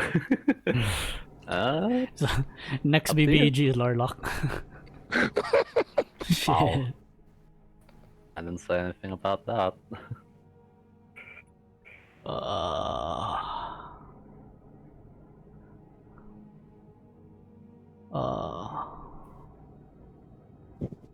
Dante will probably have shit to say, but Wayne is not prepared. Ilan. What does he want to have done? Like, what's the general idea? Did this Dante even meet Larlock? Like, know who Larlock is? Oh yeah. So that hasn't changed. So know this who Dante Larlock still is. died at like level 2 and then Yep. got He still revived, did. became a warlock for a bit. Okay. Yeah. That one hasn't changed. That one had no dependency on the contract whatsoever. Sure. I guess like Dante will want the party to confront Larlock about the Mythalar dust and shit, and try to what Fenrir said, try to get it back, Try to get it back. or like Okay. strike a new deal with him, or just make sure that he doesn't do anything bad with it. I don't know. Yeah. Certainly. That could be an adventure in and of itself if you were trying to like take it away from him by force or something. Yeah. Yeah. Alright. So I think we can leave it at that for now. You will deal with it. And we'll leave it at that. That might be an adventure sometime in the future. We'll see. We can one shot it or mini campaign it. Correcto mundo. And that's for the Larlock side. So basically what I'm getting is you want to deal with it in a sense.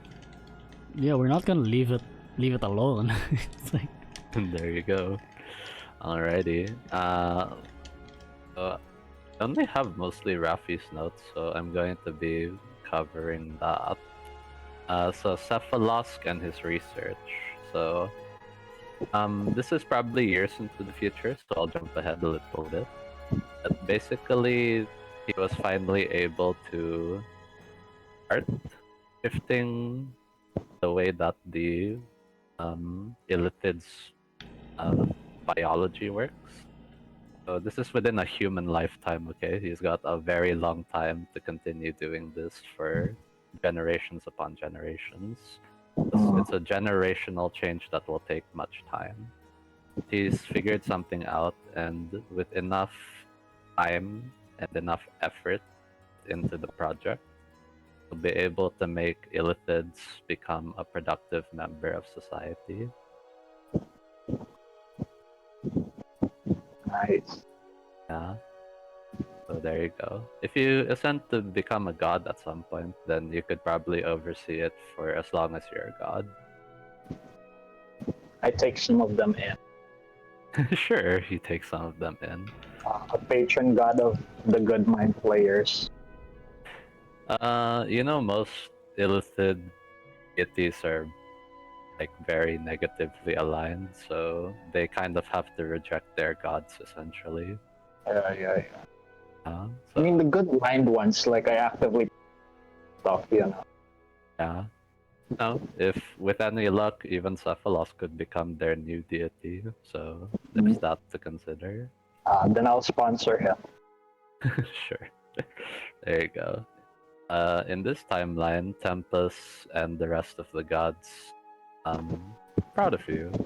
In the previous one, I forgot to mention that they were disappointed in you, but yeah, so there's the contrast there. Alrighty. And then I think that was it from the notes. Ace just wanted to know what happens with Arcus and the devils after, no? The devils went their own way in this reality, and Orcus still ended up dying, and all of their plans were thwarted. Thus, your contract with Zybilna has been completed. The future, you and Zybilna are just catching up, talking, and sharing your stories. Yay, BFF. BFFs. There you go. Alright, so I'll give the floor here because it's 12:32. I'm planning to end at 1 latest. So you guys have anything you want to like have tied up in terms of plot threads or just things you want to see? Because after this, I can give the floor to everyone to have a final scene if they wish. You don't have to.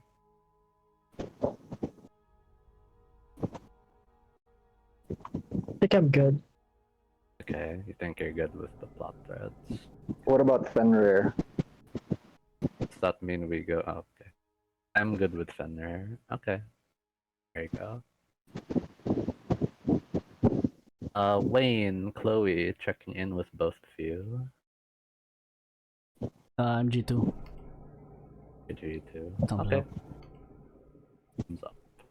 At this point, I'll give everyone the floor to have a final scene if they wish, and the players can decide what's the order if they wish. Afterwards, I have one last thing that I will say as the DM to close the session. So go ahead, whoever wants to go. I think some of you at least have prepared a final scene, so whoever has one ready can start.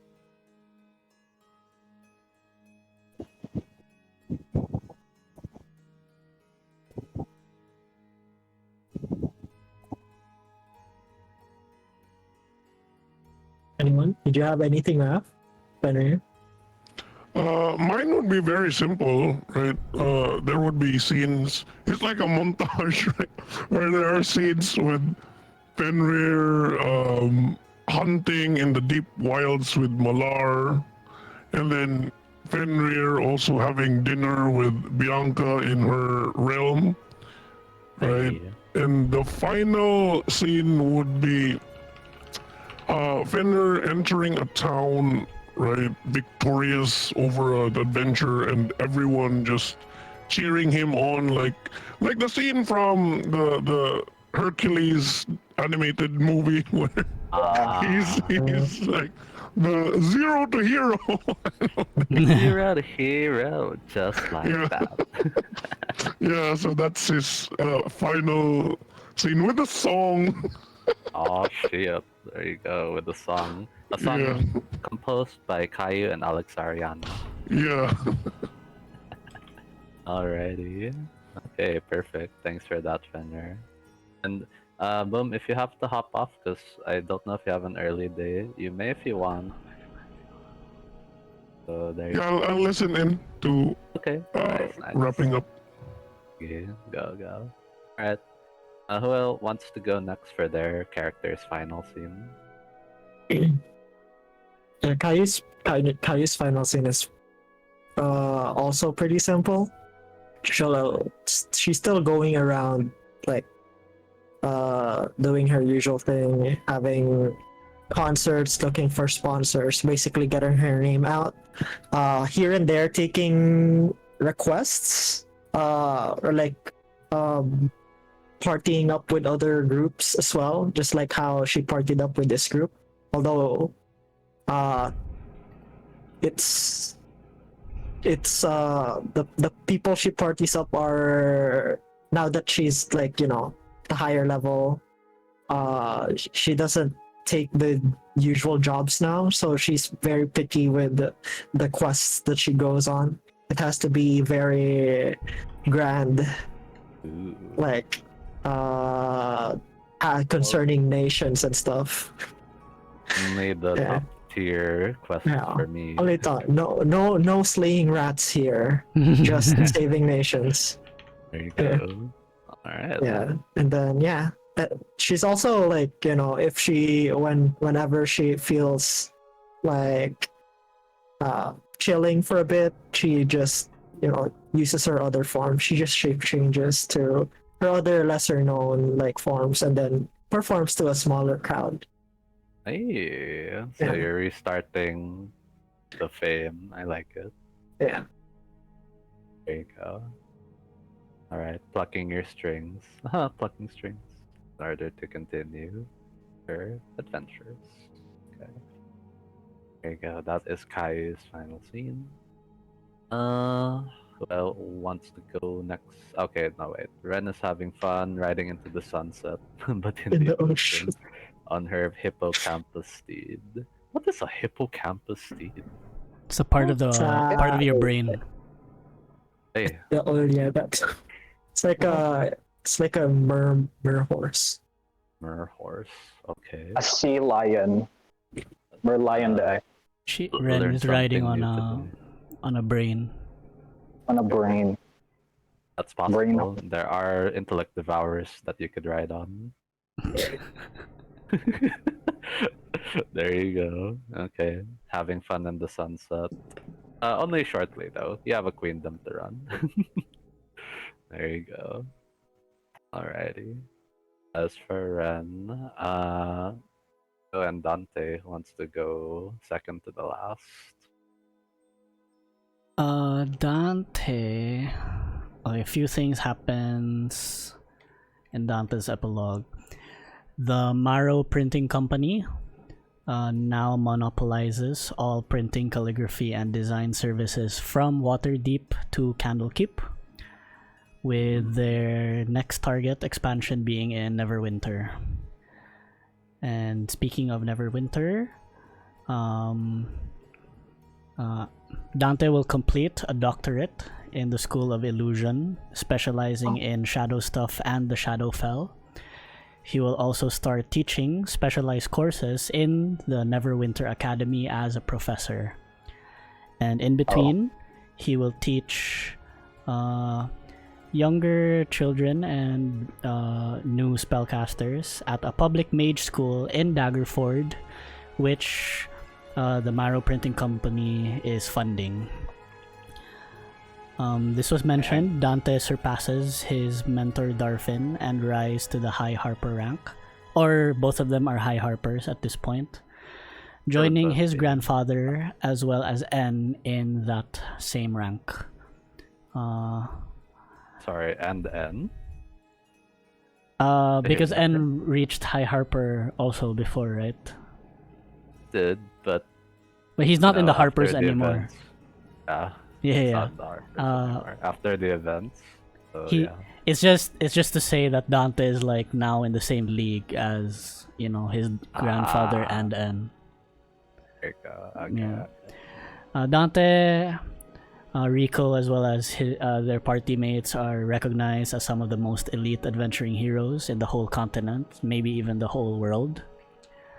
And on a personal level, Dante and Thalia become even more influential among the town folk in Daggerford.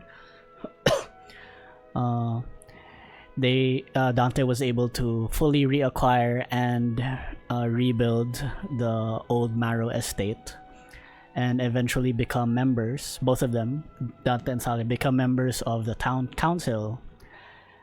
In his last scene for this campaign, I imagine Dante sitting in his study, reading a book and writing notes. Thalia enters the room with a baby in her arms. She closes the book Dante is reading and hands him their child. Dante gently pulls apart on the cloth, wrapping the baby as he looks on the face of his daughter. The baby coos, Dante smiles, and Thalia wraps her arms around Dante's neck. That's it. There you go. The end to Dante Mario's final scene. Oh, oh, dude! In this timeline, you both have daughters. There you go. Oh Alrighty. wow! I guess we do. We do. Alright. Batchmate. Rico Bishop. So some important notes, Raf. Our wife in this timeline is not Rebecca Bishop. It is Rosalind Bishop. Rosalind Bishop, I should say. Still 3 syllables. Rosalind. Yeah, Rosalind Bishop. And then your daughter is Joy Bishop. She is 5 years old by the time that this campaign ends. So just keep that in mind as you Yeah. go through your epilogue. Yeah, I had to do some changes now. I know. My final challenge to you as a player, putting you on the spot for your finale. Yeah. But yeah, I'm done. I'm ready. Okay, go ahead. Rico eventually, after initially, as Joy was growing up, she still ended up having a tumultuous relationship with Rico because Rico is still very much focused on protecting innocent people and taking on missions to, continue upholding the good within Faerun. Despite this, Rico does generally try to have a good relationship with Joy, and he did. Joy, she grew up to be a rebellious daughter, but she's still a good person at heart. However, she did end up having a bunch of children. So Rico was a grandfather at the tender age of 38. Oh, wow. You actually put the number. And she was a mother at the age of 18. Oh my god. Wow. Joy had a lot of kids, pero Rico was, very supportive and, just making sure that she also, take responsibility of the children. And so, yeah, the Bishop bloodline has expanded even more through her. And Joy had, well, at most she would have maybe 4 children or something. Probably The 2 daughters. unfortunate part, the IRAF, is that she would be taking her husband's name. That's true. Yeah. 2 daughters, 2 sons. There was a moment when Joy introduced her 2 sons. She named one of the boys after Rico. Yeah. And then for some reason, she also named the other boy, Raffe, after her own, male version of her name. She said, oh, I got this. It's the opposite for a boy's name. It's it's a very nice name. But then Rico thought nothing else of that name. And then finally, many years pass. Years up ahead, Rico's grew old, and sometime at the age of 60, even though he's still perfectly capable of, fighting demons and all sorts of enemies, he thought it was the perfect time to ascend since Joy is already a grown woman, busy with her own, family now. So at the age of 60, Rico gathered his followers in the Citadel and ascended once again. And as he ascended, he sees Redeemer waiting beside him. And together they resumed, she ends up helping him again resume his responsibilities as a god of strategy. Ready. And the last shot is Rico's followers just staring into the sunset. You found a way to do that. Perfect. Yeah. The sky was red for some reason. It was a red sunset that day. There you go. Ridiculous, man. You just wanted to make it happen. There has to be a Alright. sunset game. It has to be. Alright. That is how Rico Bishop's story closes. That's a bit far ahead into the future, so I'll come back a little bit. So, Okay. okay, so for the players who have been around the longest, I have two scenes for you.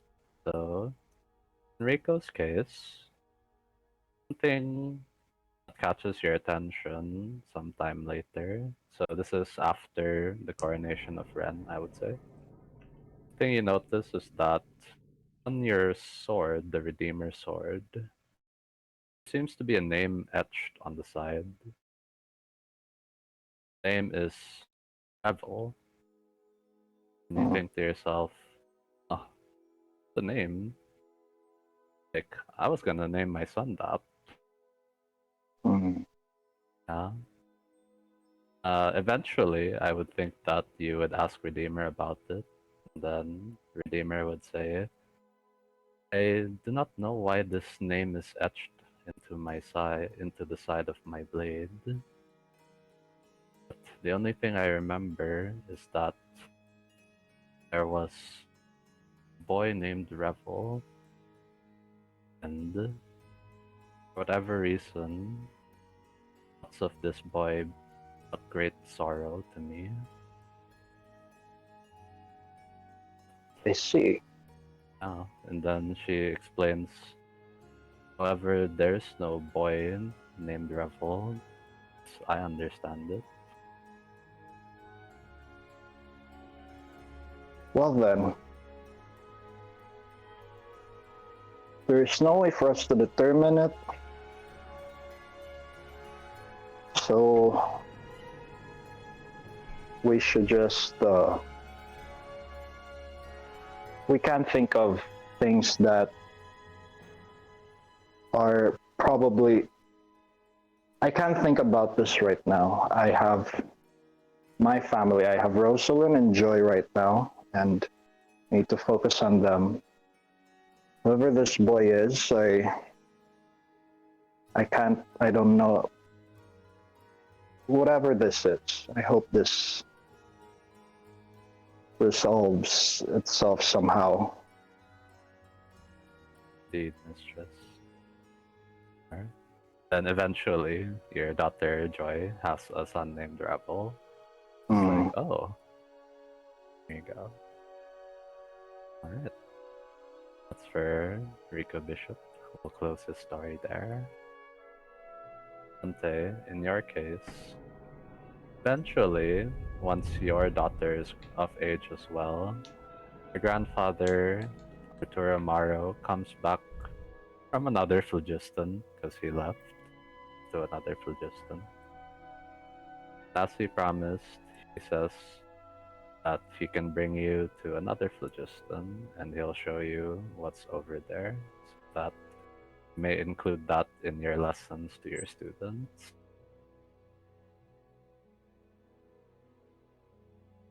Nope. Then from that point forward, Dante also learned how to cross phlogistons.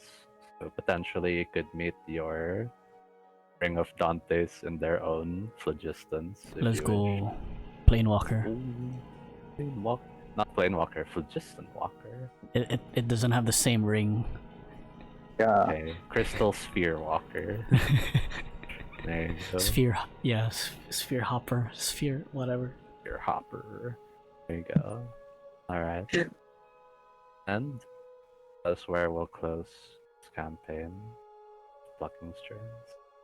GG's, everybody. A GG. Wap, wap, wap, wap, wap. No, I don't have. Oh my gosh. Don't have. And we made good time too. It's 3 hours, 40 or 50 minutes. Nice. Okay. You do have air noise. I was upset, but then you did a breaking dawn on us. So Breaking down this. Oh my What is god, that? fuck my ear. I'm sorry. I lowered the volume of that one. I'm sorry. Oh dear. I was about to drop my phone. Sorry. Dear. Okay. Alrighty, I'll end the recording here. I just want to check, how's GG. everybody? GG, everyone. Thank you so much for watching. Hope you guys enjoyed. I'll see you on the next campaign. Bye.